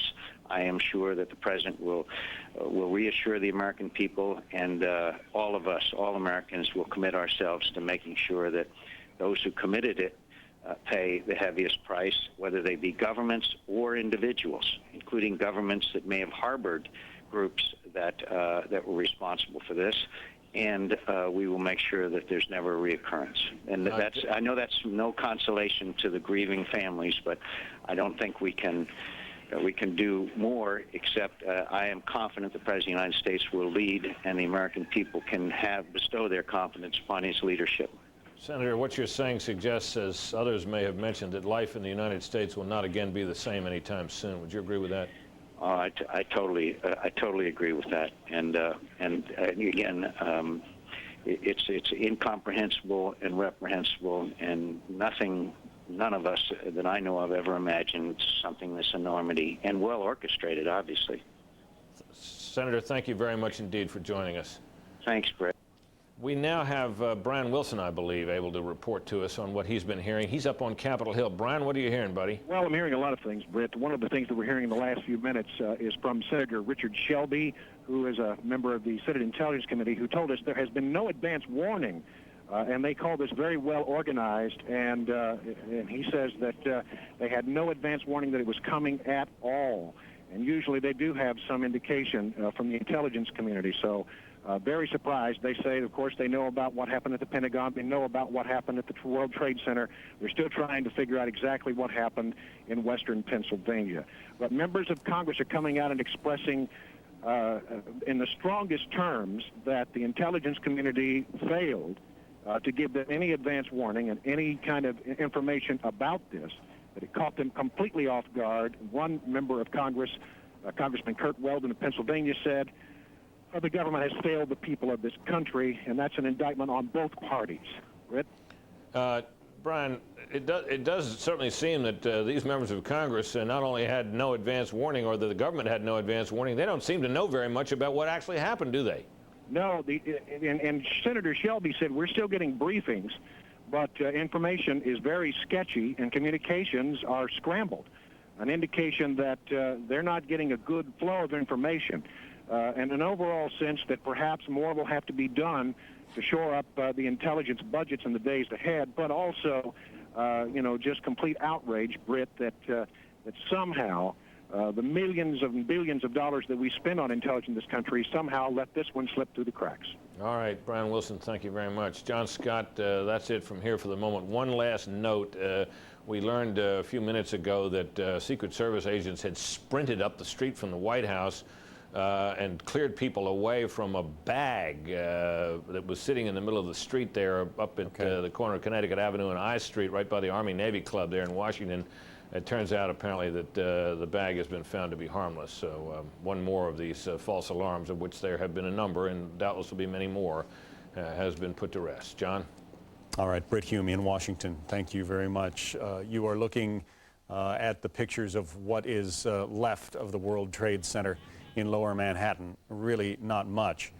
These pictures coming to you now live. We're going to show you what happened earlier this morning, 9 o'clock Eastern Time. You can see there are people who are leaning out the windows.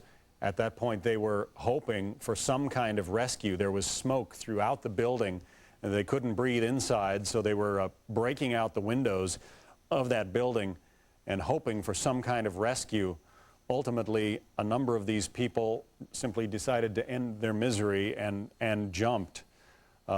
We are going to get some late information now from Fox producer Dan Cohen, who saw much of this going on. Dan, this is an awful, awful day. What can you add to what we've already seen? Well, I got here, as you were just saying, and the people jumping out of the buildings, that's about when I arrived. And I'm also an emergency medical technician, so I came down to see if I could help.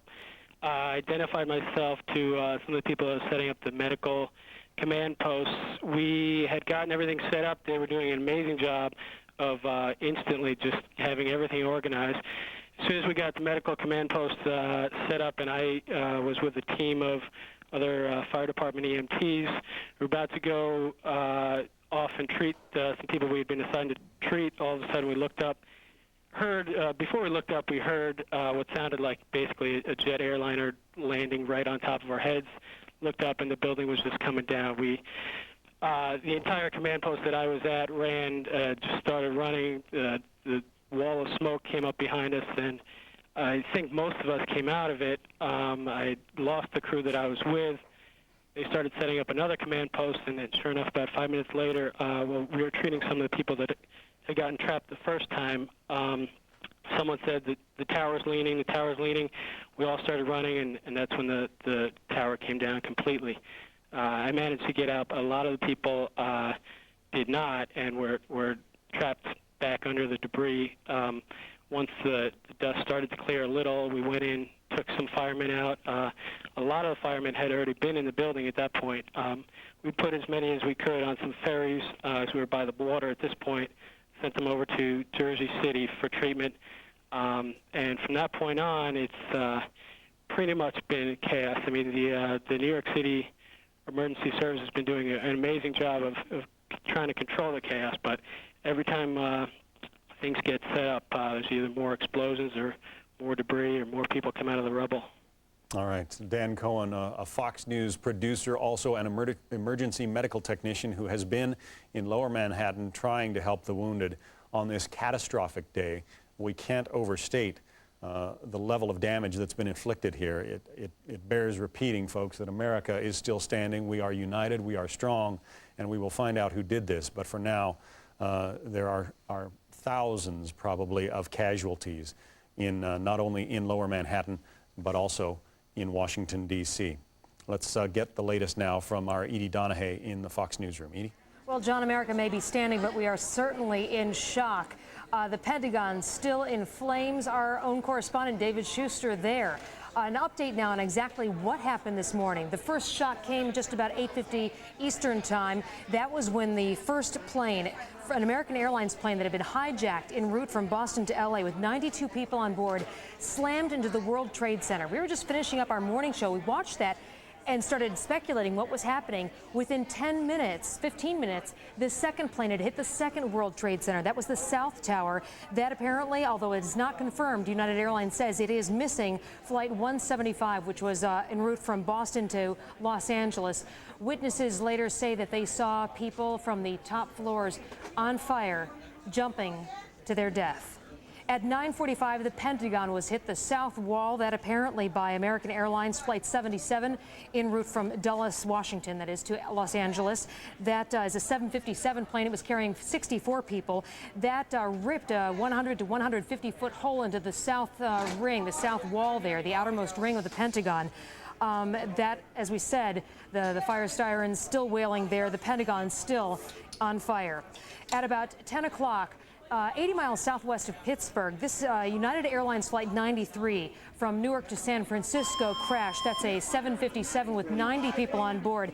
Now, what's interesting is that crashed just after the FAA ordered all United States commercial airliners to land at the closest possible place. Right after that order was issued, that plane crashed. Later on, the South Tower of the World Trade Center collapsed. The North Tower of the World Trade Center collapsed. We do know that some people, even as high as the 92nd floor, were able to be evacuated safely. In the U.S., for the first time in history, all United States commercial aircraft have been grounded. We know that some internationally inbound flights landed in Canada, but now Canadian airlines and airports have been shut down as well. All federal buildings and most state buildings across America have been closed, and most major landmarks in the U.S. are closed. In New York City, bridges, tunnels, subways, all shut down. At St. Vincent's Hospital, where many of the first victims of the World Trade Center crash were taken, we have paramedics out on the street donating, soliciting blood from any donors they can find. They say the need is that great right now. As we say, right now, America seems to be in a quandary. We have had these attacks this morning. The president apparently is safe, but we do not know where he is. He has not made a statement since the official one this morning, saying that this was a criminal act and that he would do everything to find out who had committed it. The enemy, though, at this point, unknown. No one has officially claimed responsibility. John, that's the latest. Back to you. All right, Edie Donahue in the Fox newsroom. Thank you very much. It's not surprising that we haven't heard from the president yet. He took off from Florida, where his scheduled events have been canceled for the day. Took off from Florida probably around 9:30 this morning, and flying time to Washington being what it is, if in fact he is headed to Washington, we wouldn't expect to hear from him for some few minutes now. Let's get the latest on that from our Britt Hume, our Washington managing editor. Yeah, John, thank you. We are waiting to hear when the president will land and exactly where, and when he might have something to say about all of this.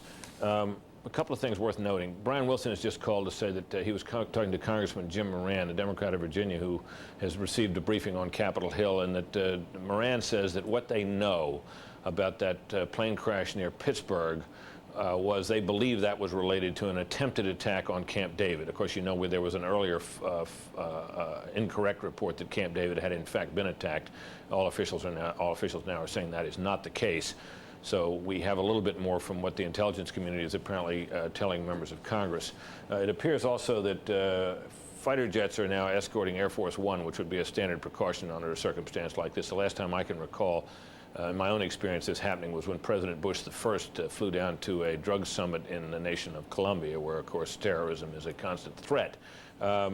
We're waiting, as we noted, for for further word from the White House, where communications are obviously a problem because everybody's been evacuated as to where and when the president will land. So that is basically the latest we have from here. I might call your attention to a quote. This from Chris Yates, an aviation expert at Jane's Transport in London. Jane's, of course, is a company that publishes a number of defense-related and aviation and maritime-related publications, military-related publications. He called it the most audacious terrorist attack ever taken place in the world. There you go. That cannot be Rita over. Cosby, by the way, has something to report as well. Rita's been staying in touch with us by telephone. She's in our air. Rita, what do you know? Well, Brett, I'm told by the FAA that at this point 22 international flights have been diverted to Canada, and there are 50 flights over the United States. Remember, we're in a full-fledged ground stop right now. This is the first time in U.S. history that they have done such a ground stop, but we are told that there are 50 flights still in the air trying to reach their locations here in the United States, ordered to land immediately. There are also 2 international flights from Europe in which the pilots have not responded, and that is drawing concern from U.S. These are flights that were en route to the United States from Europe, and the pilots have not responded to the FAA, so they're trying to find out if those 2 planes may be in trouble.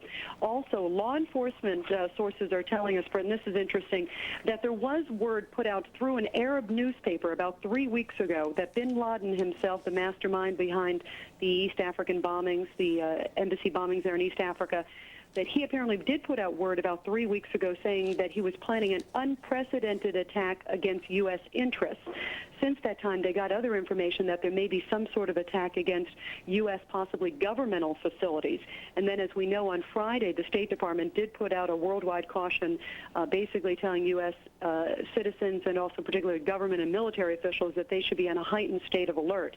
But I will tell you from talking to law enforcement sources, I talked to them minutes after the 2 planes rammed into the World Trade Center building this morning, the Twin Towers, that they were very stunned, that they said, look, we had gotten word that there may be some sort of attack, but we had no idea it was going to be on U.S. soil, no idea that it was going to involve airliners and so forth. I will tell you also, law enforcement sources do know that Osama bin Laden, right now they believe he's sort of the prime suspect. They have no idea who's behind this, but they are looking at him because they do say that he and his men did a lot of training. In fact, where they did practice hijackings, where they did have pilots who were on their staff, and in fact, we had reported earlier that 3 people involved in the East African bombings were actually pilots, and that's sort of part of their training, and they get some of that in Afghanistan, also Iran, and a number of other countries. So this is sort of part of their training to prepare for something like this. But law enforcement sources are telling me, and these are intelligence officials, that they were really stunned by today's development. All right, Rita, thank you very much. It's worth perhaps also adding to this, John Scott, that the North American Air Defense Command, NORAD, is controlling the U.S. aircraft that are in the air, including those that are escorting Air Force One. So you get an idea from that just how seriously this threat is being taken by the U.S. military. Back to you in New York, John Scott. All right, Britt Hume, thanks very much. This was supposed to be an election day in New York. Primary elections were scheduled for mayor here and other offices. Those elections have been canceled. A couple of other more mundane matters considering all that's gone on. Major League Baseball has canceled its scheduled games for tonight. All those games are canceled. Let's listen to one of the witnesses from Lower Manhattan now recount what he saw. This is unedited tape.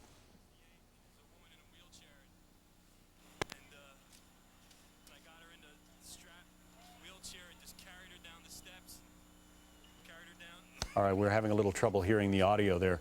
As you can imagine, Wall Street workers, a great number of other people terrifically impacted by the collapse of the World Trade Centers, that after they were hit by 2 apparently hijacked airliners shortly before and shortly after 9 a.m. this morning Eastern Time. Oklahoma Governor Frank Keating is on the line with us once again. Governor, you have had more experience than anybody dealing with catastrophe of this scale.